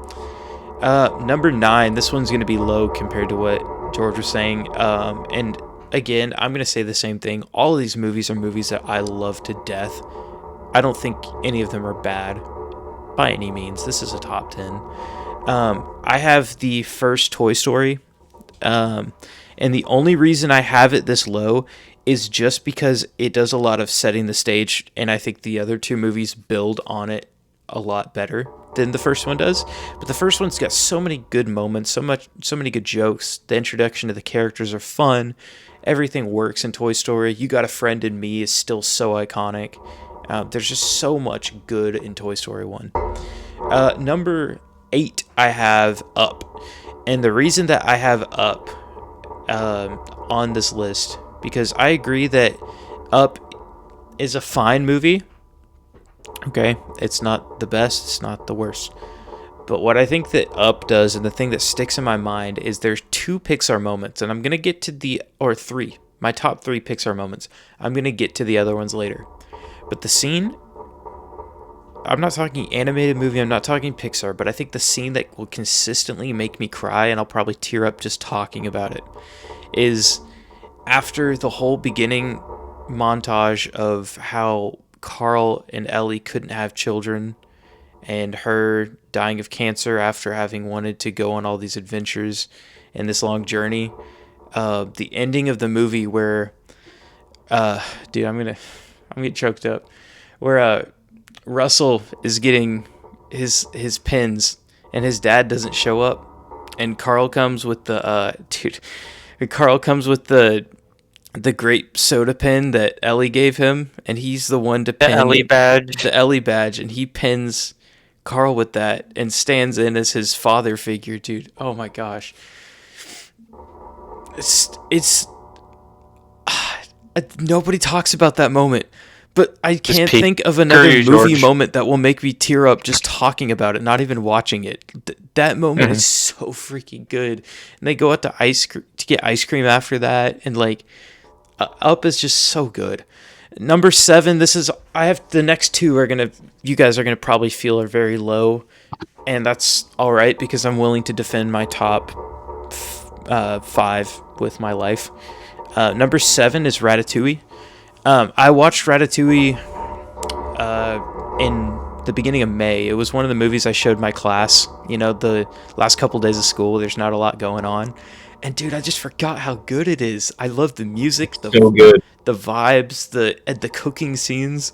I know the first episode I mentioned one of my favorite movies being Chef, and this just feels kind of like a animated version of that. I love Ratatouille so much.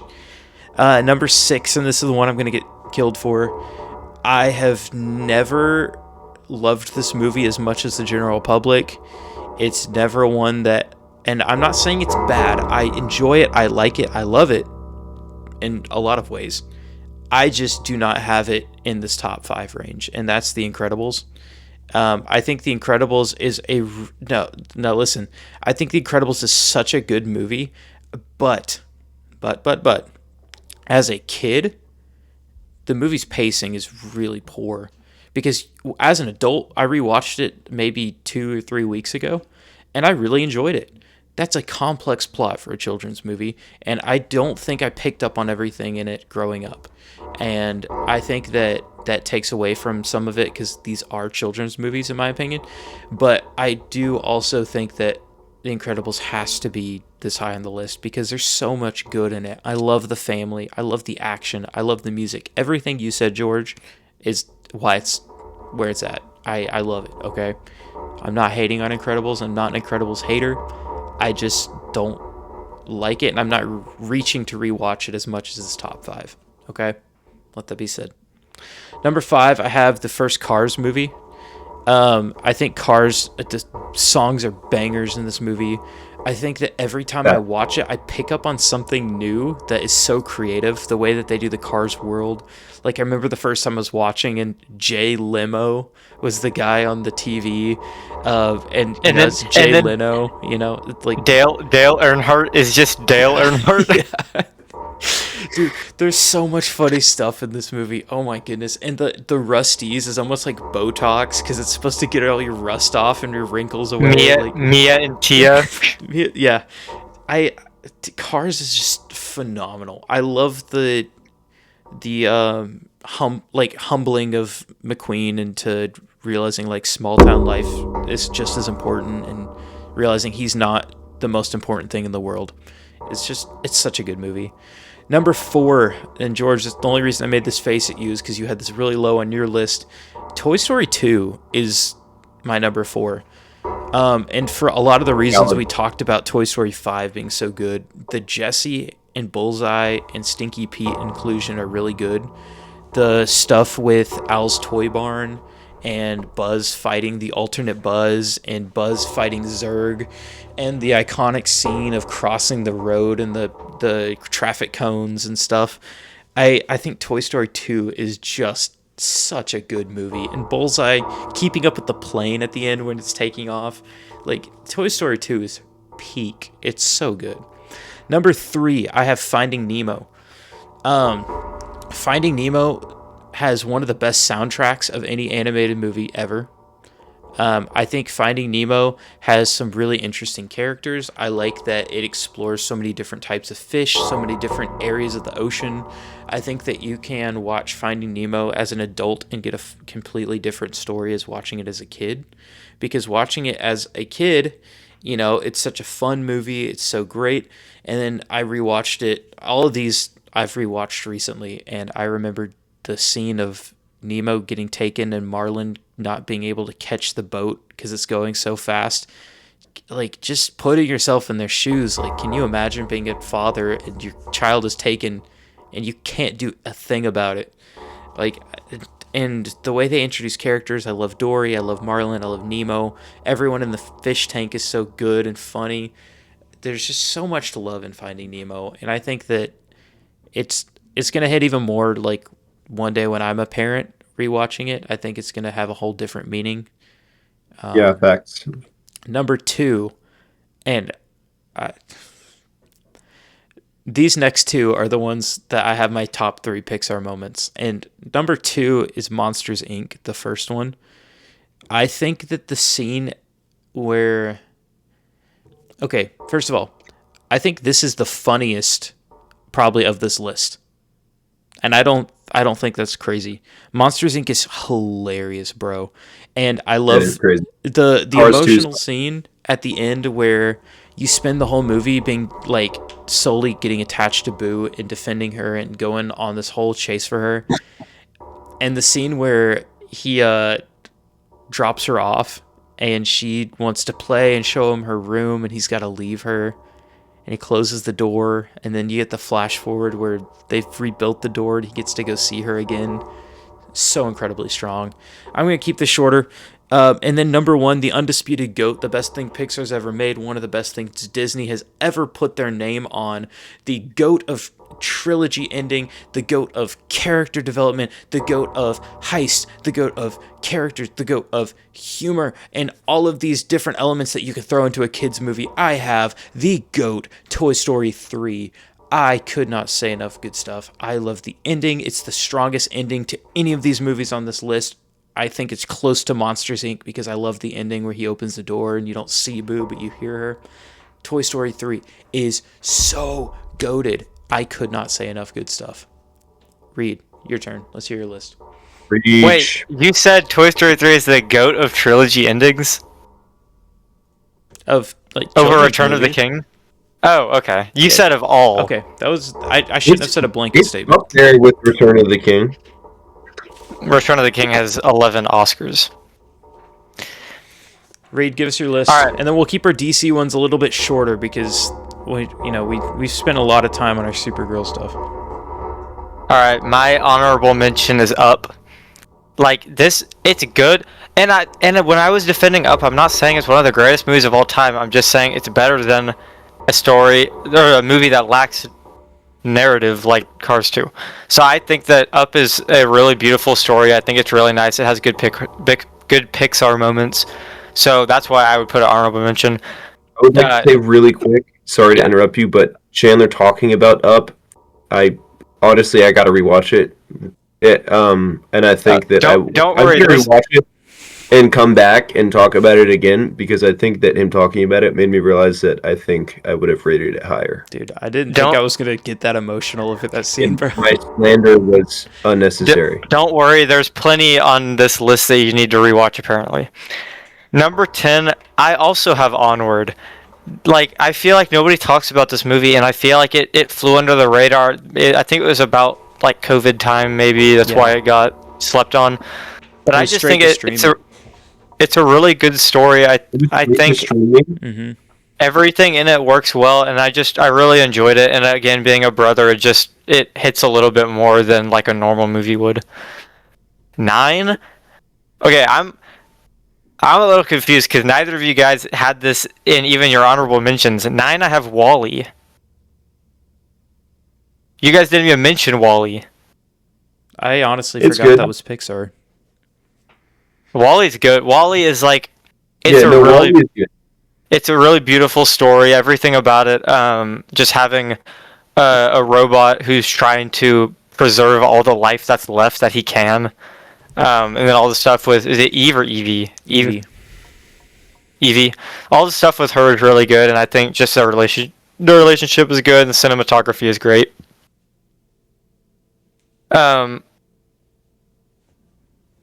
It's still higher than George, so I know Chandler won't be as mad. 8, I have Monsters, Inc.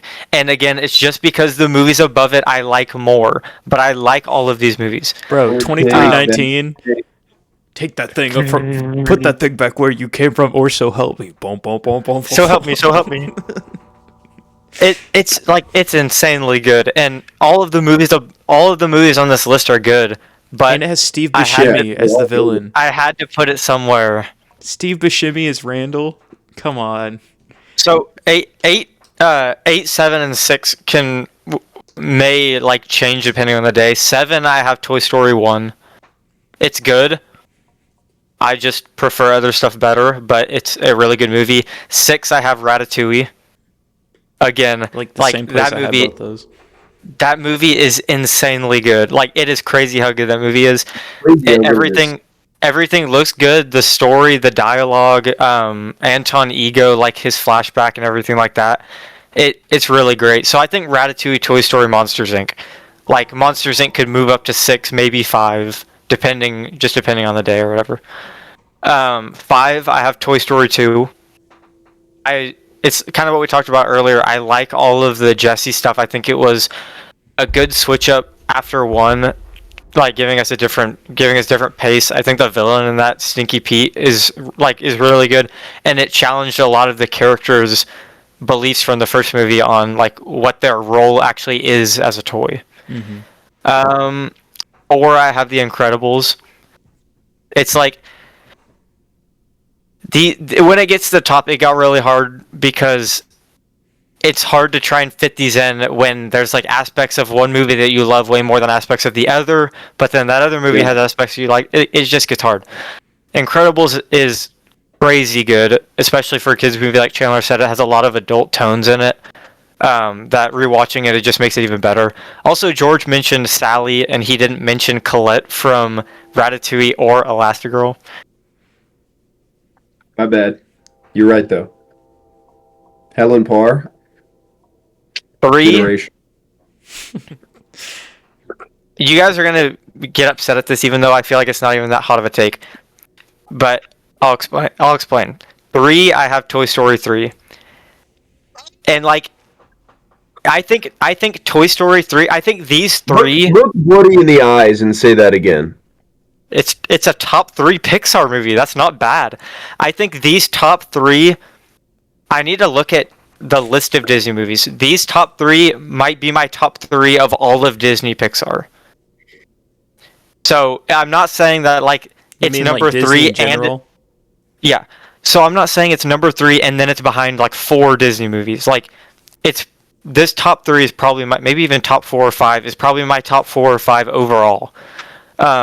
I mean, you guys already talked about most of it. I think Toy Story 3 is just like a masterpiece. I think it's really good.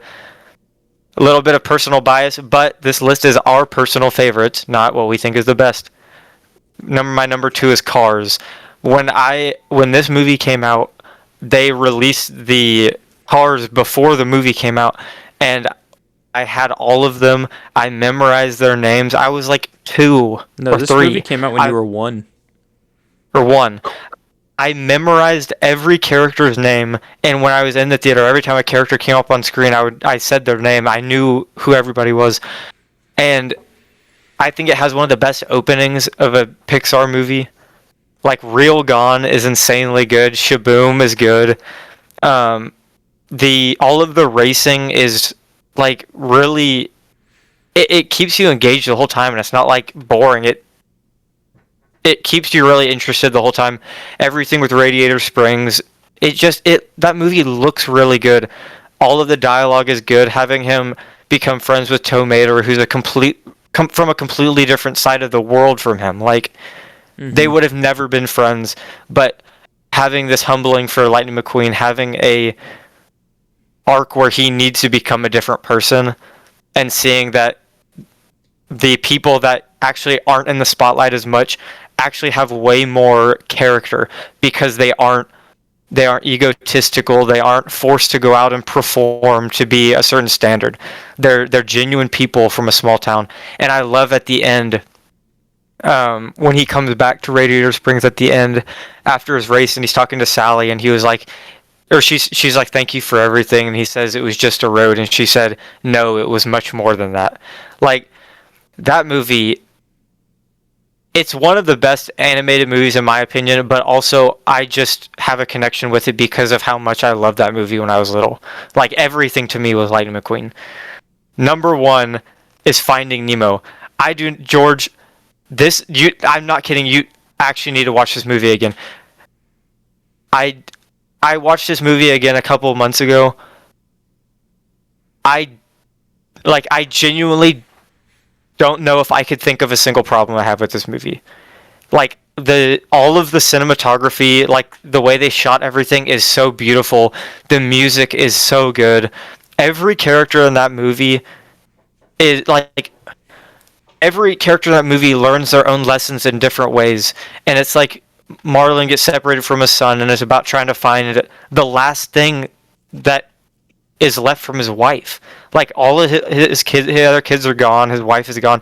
This is the only thing he has left, and it's a story of somebody putting everything on the line because they don't have anything left if they lose this one thing. And the scene with him and Crush, when Crush is telling him, he's like, you got to learn how to at some point he's going to have to go out there and be on his own. He's going to have to be his own person.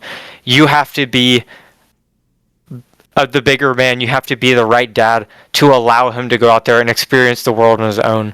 And it is such a good learning point for him in that movie. And then you get the end with the net, and Nemo convinces everyone to swim down. And it shows that he's progressed through this movie as well. He's able to make choices. He's able to encourage other people. He's able to stand up on his own. And like jamming the filter in the tank. That movie, and Bruce, like, dude, that movie is. I would say that I can't believe how good that movie is. Some of the best animation in terms of like how long ago that movie came out to now. I think it has some of the best animation like being held up since then. Like Finding Nemo and Cars. Like I just cannot believe that like they still affect me this much later. Like watching it again, I cared just as much, if not more, about these movies than I did when I was a kid. Yeah. It's Think crazy Good. how is the quality of movies that Pixar has put, like, everything in my top 10 is like genuinely such a great movie. It's just wild that they, and Toy Story 5 was great. Yeah. It's wild that they've continued to put out this good of stuff for as long as they've been doing it. And I think it's a testament to this that we listed 10 movies and we gave Toy Story 5 a 8 out of 10, and we just listed 10 movies that we think are better. Toy Story 5 was not on all 3 of our lists, so that means that these movies are an 8 or above. That's incredible that they have 10 movies out of, what, probably 20 total? Let's do DC a little quicker. We'll keep it snappy. We'll keep it snappy. Remember, this is favorites. This is not best. I'm gonna make some people mad. If this gets clipped, I'm getting destroyed for some of these. I'm gonna hop in real quick. I'll keep mine short. I'll keep it brief. There's like 3 movies that I'll actually expound on. Okay. Honorable mentions. This is the one I'm gonna get killed for. I don't have it in my top 10 because it's not as rewatchable to me personally. That is me. Batman Begins. Christopher Nolan's first one of the trilogy. I think it's good. It's got good moments. It's incredibly slow, and it's just got some parts that I don't love. Okay. Honorable mention, Blue Beetle. I love the family aspect. I like the fact that it was a practical suit. I think this movie just has a lot of good stuff going for it. It's got a forgettable villain, kind of like Supergirl. I think it's in that Supergirl realm, right? Where, but I think I liked a lot more of Blue Beetle than I did Supergirl. And then my last honorable mention, because of the side characters and because of the aura, Black Adam has to be on this list. The scene where he comes back to life and he zaps the guy into dust, where he just crumbles into a skeleton and then just turns to dust. Absolute a million aura. Tell him the Man in Black sent you. Yeah. That bit, got some good that funny bit throughout parts. the movie, was so funny. Yeah. And I'll mention this just because it's not on my list, dude. Dr. Fate's design in that movie, Hawkman's design in that movie, Atom Smasher's design in that movie, like they cooked, and that's one of the reasons I'm sad they're rebooting. That's what I mean. Like, that felt so much like Superman 2020 or 2025 Superman, in the way that like the side characters were also super relevant and really good. I think that those movies have that in common. Number 10 on this list, I have Batman 1989. I love this movie. I love that we got the Danny Elfman. I think that the Batman theme is peak. I love Jack Nicholson as the Joker. I would never have come up with that casting on my own, but I think it was great. Michael Keaton's good. Number 9, I have Aquaman, the first one. I like a lot of this movie. I think the Atlantis stuff is cool. The under the water stuff is cool. This movie struggles with the fact that every scene transition to get them to a new place starts with an explosion.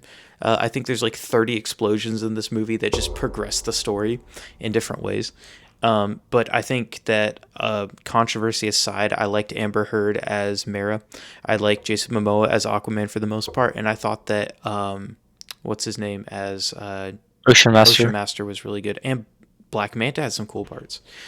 Number 8, That's I have and this one's probably a little bit low. This is the one I like I said, I was more confident in Pixar. I'm not sure where to put this one. I have the first Joaquin Phoenix Joker movie. I think this was a really strong movie. It's not incredibly rewatchable because it's just one of those movies where I feel like, why was this made? But at the same time, it's good for what it is, if that makes any sense. I do enjoy it a lot. Number 7, I think this packs a lot of emotions and people sleep on it, is Shazam. I think that the found family with your orphan like household is really strong. They expound on that in the second movie, but the fact that, we get the scene where he finds his biological mom and she doesn't even want him anymore. I think that's one of the best emotional moments in these movies on this list. I love that there's a meme that circulates every Mother's Day, and it's like, Happy Mother's Day. We want to celebrate every mother in the world except Billy Batson's mom from Shazam FU. That is the funniest meme that I see every year. It's true. And She's it's true. horrible. It's true. Cyril Karn's mom. And Cyril Karn's mom. Number 6, and again, I might get flamed for this. There's so much in this movie that I love, and I can be the first to admit there's so much in this movie that I do not love. I have Batman vs. Superman, the Ultimate Edition, the one with the 30 minutes of added context, different things to flesh out the plot. There's so much in this movie that's so cool. So much in this movie that I love. The Batman stuff is so good.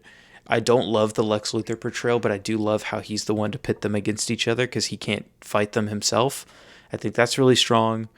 Cut Doomsday out of the end. If you cut the last 30 minutes, this movie would go up so far, in my opinion. If you keep this as a Batman versus Superman conflict. But I think that the Wonder Woman introduction was also peak. Number 5, I have Wonder Woman. I've mentioned before, I went to see this movie 3 different times in theaters. I love the first Wonder Woman. I love that it's a World War I set piece. I love that there's a good romance to it. I love the action scenes. The No Man's Land trench scene is absolute peak superhero. I put that up there with like a lot of good superhero moments. I could sing this movie's praises forever. Number 4, I'm going to go quick through these top 4. Number 4, remember, this is my opinion. This is how much I enjoy them. This is my rewatchability. Number 4, I have The Dark Knight. I think The Dark Knight is a really, really good movie. Heath Ledger's performance is fantastic. Two-Face is fantastic. I love the portrayal of both those characters. I think that Christian Bale's Batman isn't my favorite portrayal of Batman, but I do like a lot of the stuff they do in this movie. I like the theme. I like the dark tone. I like the way that a lot of these scenes are written. This has some of the best dialogue in DC. This might be the best dialogue in DC. And love it or hate it, this movie is renowned for being one of the best Batman movies for a reason. Number 3, and this is probably the most controversial on the list, I have Zack Snyder's Justice League. This movie that does so much right, and I know it does a lot wrong. I can admit that. But the stuff it does right, it's just so good, and it's so amazing. And I know it's a 4-hour movie, but I've probably seen it 4 or 5 times. I love this movie, and I respect anyone that doesn't. Again, this is my list. Number 2, Superman 2025. Listen, when last summer, I gave this movie a 4 out of 5. I gave it an 8 out of 10. I was like, this movie, it was pretty good. I've seen it 3 times now, and every time I've gone up, and I would probably put it at a 9.5 now. This movie has the sauce. This movie has humor, has heart. The scene with Pa Kent on the bench where he's like, doesn't matter what your parents sent you here to do. Your heart is what defines you, your actions. And I couldn't be more proud of my boy. Bro, I watched this like 2 weeks ago, and I was like, and then you get the punk rocker scene at the end where he's watching his like family like montage. So peak. Number 1 on this list. It should not come as any surprise to anybody that knows me, anybody that understands superhero movies, anybody that's picked up a Batman comic book. I have Robert Pattinson's The Batman. This is the definitive DC movie. This nails the comic tone. This nails Batman. This nails the detective work. This nails the grittiness. And I will be honest, if this list wasn't movies and included shows, The Penguin would be in my top 3. I think that The Penguin is on the same level, if not better, than The Batman. But I love The Batman. It's a 3-hour movie, and I think I've seen this 6 times. I love this movie. I could rewatch it any day. So there's my top 10. I know a lot of those might be controversial, but that's all right. I'm going to take it from there. All right. Number 10, I have Shazam. Like, it's... Oh, well, we do my honorable mentions first. Honorable mention 1, Aquaman. That people hate on that movie, and I understand Amber Heard's in it, and like it's not the greatest movie people have ever seen. The movie made over $1 billion. Yeah.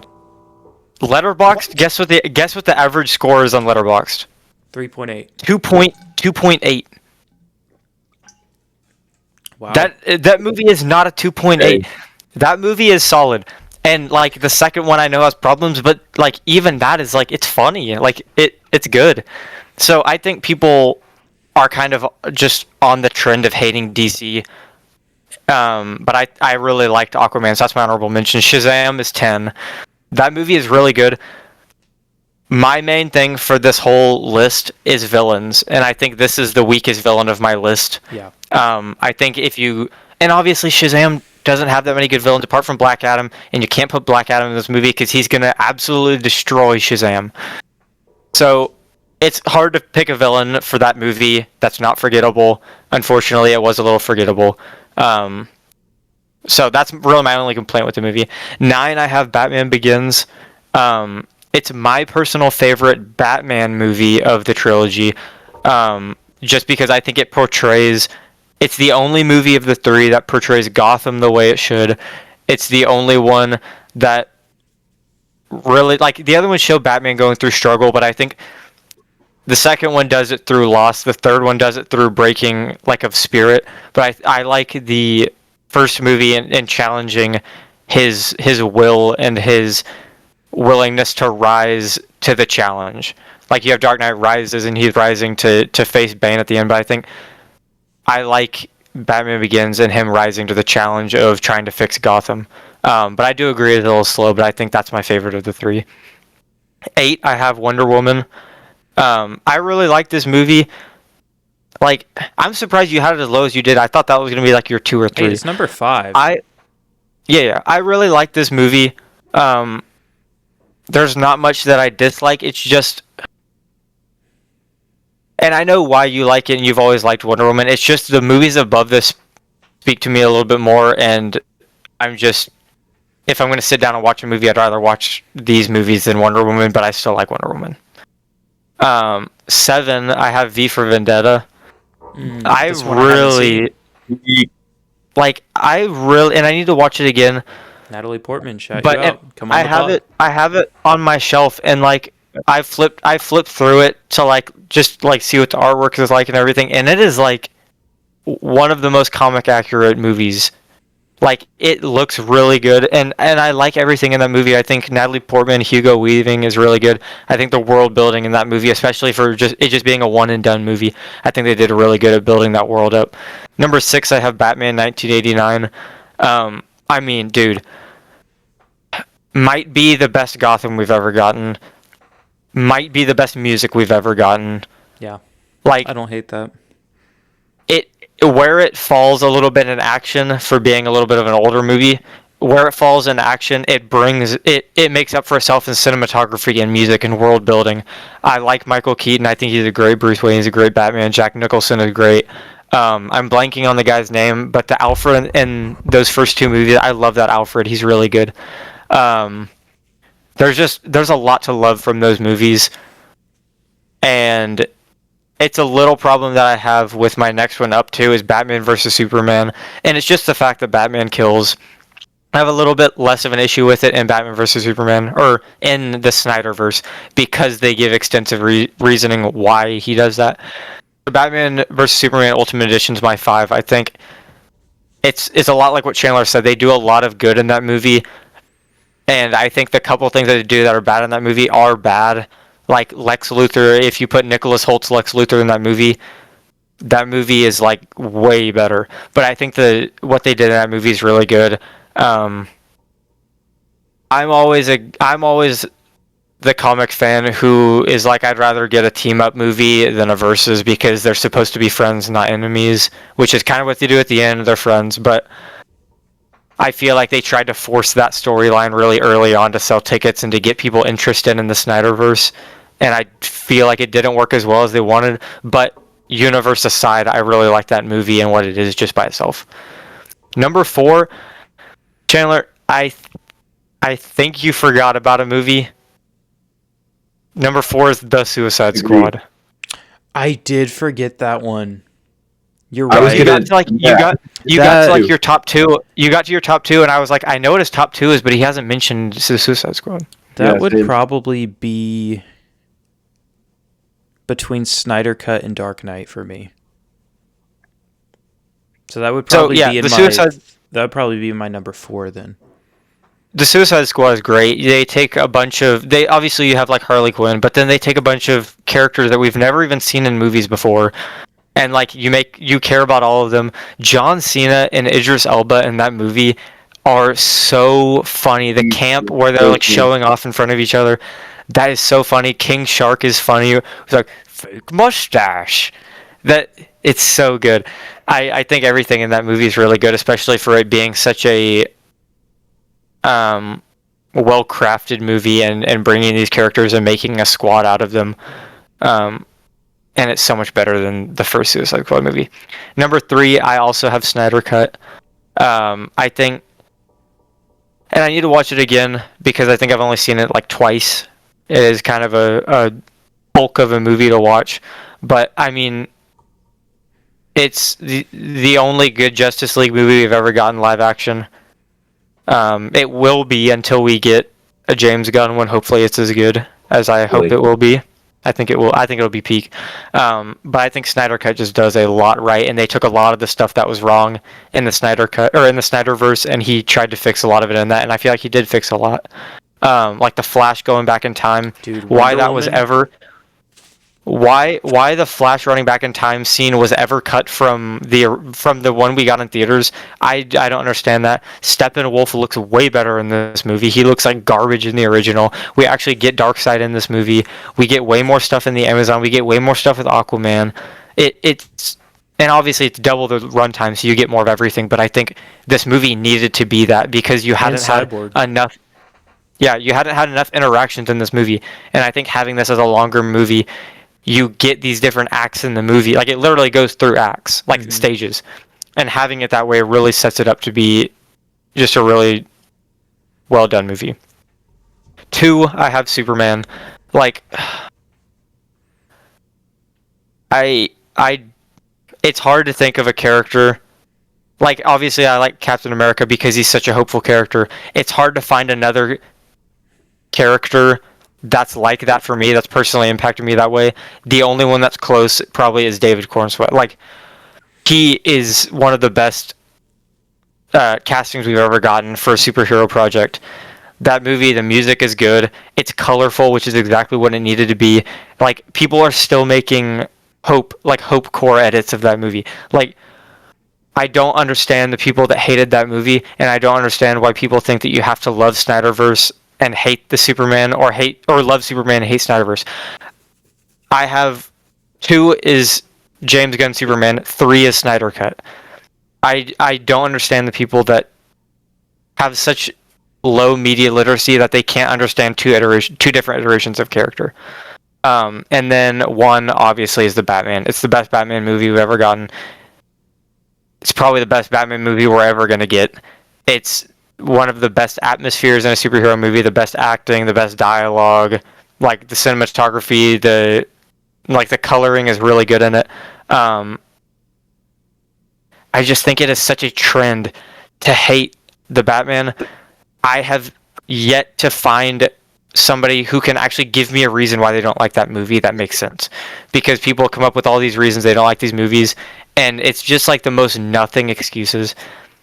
And it's like people think that if you love the Batman more than the Dark Knight, you're disrespecting Heath Ledger's legacy in that movie. No. The Batman is just that good that it's one of the most perfect superhero movies ever. Agreed. George, hit us. Reed, it's heinous that you don't have a movie on your top 10 or in your honorable The Dark Knight? mentions. Yeah, that's insane. But I've given reason for that, and I explained it with my Batman Begins. It's just if you told me to do my top 10 Nolan, it's probably top 3. If you told me to do like action movies or like heist or whatever, it's gonna be up there. It's just as a Batman movie, I just have too many problems with it to put it in top 10. I have more problems with that than I do with Shazam. Shazam's like fix the villain, you fix a lot of this. The Dark Knight is like we got to overhaul a bunch of this. That's like such a hot take too. That you just said Yeah, Shazam needs less fixing than the Dark Knight. I know, but I'm saying that as a Batman perspective, not as a just movie in general. Okay. I think as an action movie, The Dark Knight is like perfect, but you can't just plug Batman into an action movie and think that it's going to work. No, I'm just kidding. Okay, a few honorable mentions. I have Wonder Woman. A great movie. I haven't seen it in a long time, to be honest. So, and honestly, a lot of these I haven't seen in a long time. Come over. We'll do a Wonder Woman screening. I'm down. Wonder Woman, honorable mention. Aquaman. I remember it being funny and being like pretty good, but I haven't seen it in a minute. Honorable mention. The Flash. I don't care that people hate so much on it. I don't know why. It's super overhated. Like, it might not be the best movie of all time, but it's not the worst movie of all time either. And The Flash is one of, if not my favorite DC character. So I just love seeing him on screen whenever I can. I love the Keaton and stuff then in that movie. Like yeah, Batman stuff is fact. really good. He's a beast in that movie. The Supergirl portrayal in that movie is awesome too. Mhm. Oh, it's so good. It's so I think it has good. some cool speedster stuff as well. Like it's super overhated for no reason. I don't think it's that bad of a movie. I had to mention it. Also Batman '89. I haven't seen Batman '89 in like maybe 7 years. Like, it's been so long since I've actually sat down and watched the movie. So it was really hard for me to put it on my ranking, but I have to give it an honorable mention, because the score is so great. Gotham is awesome. It has a lot of stuff going for it. Jack Nicholson's great. Okay, number 10, I have Dark Knight Rises. There are obviously problems with this movie, but I think there's still a lot to like. I love Cillian Murphy. He's awesome. I think,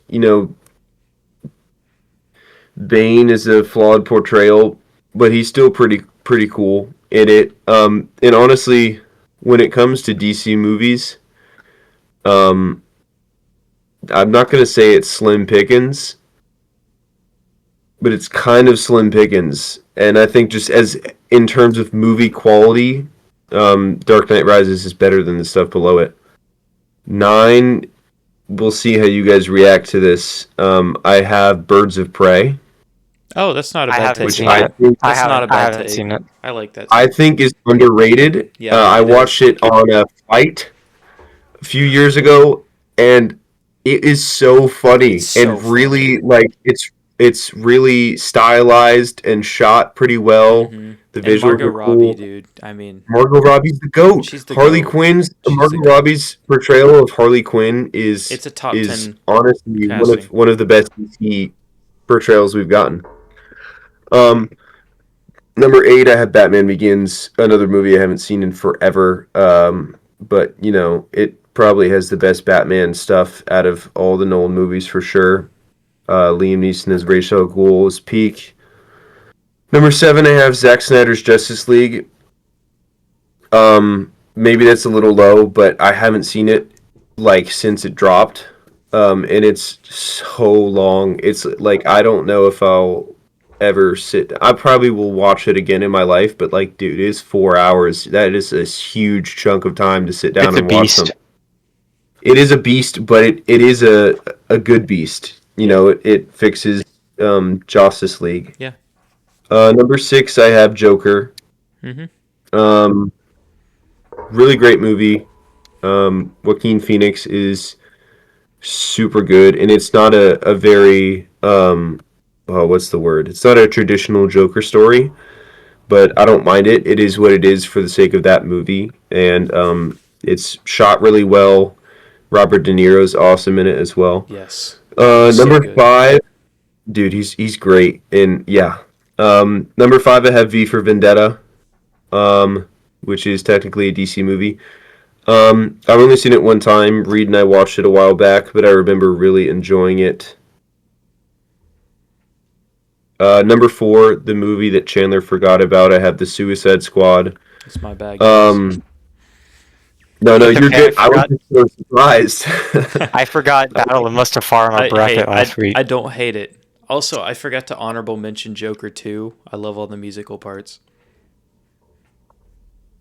I will throw that in as well. Super overhated for no reason. For sure. I think there's merit to be found in that movie, and Yes. people were acting like it's the worst movie of all time. That's totally untrue.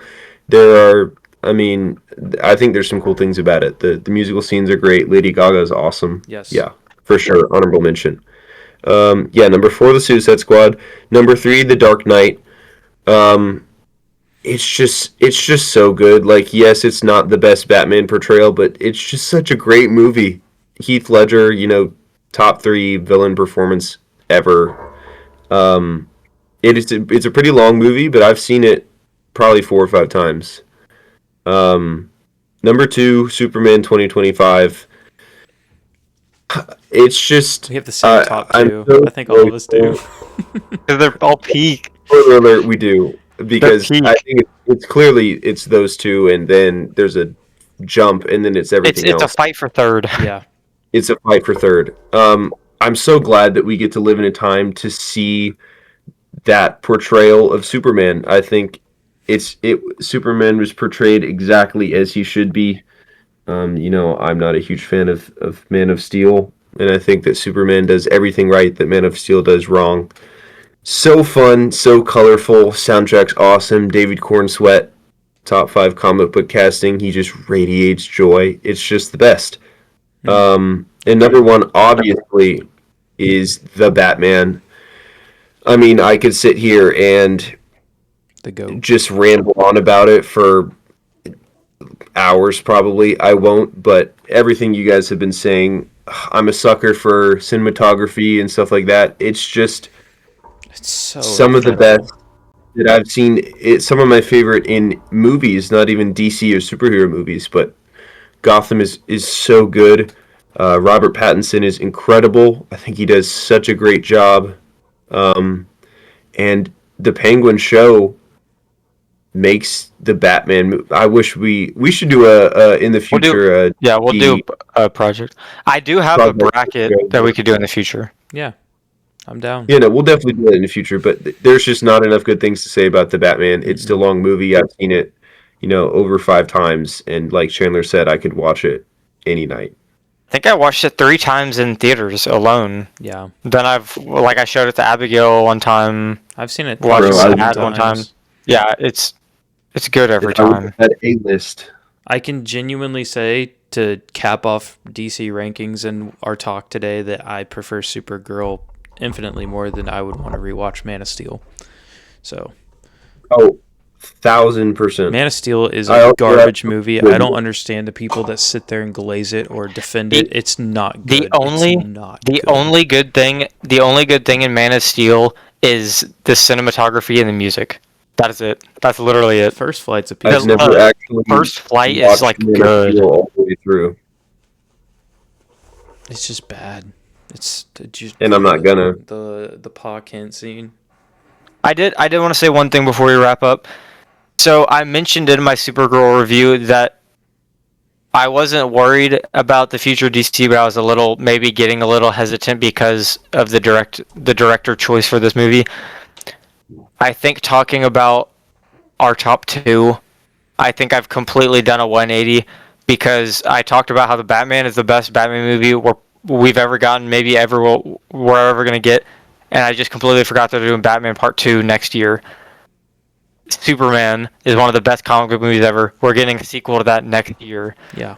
Like, we're gonna get a good. Justice League. We're gonna get a Justice League movie with Superman, with Batman. We're gonna get Green Lantern. We're probably gonna get Wonder Woman and Flash in there. Probably Martian Manhunter, Cyborg, Supergirl. Like, James Gunn's not scared to put the characters that we want to see on screen in movies, and we've seen that in Superman with Metamorpho and Hawk Girl and stuff.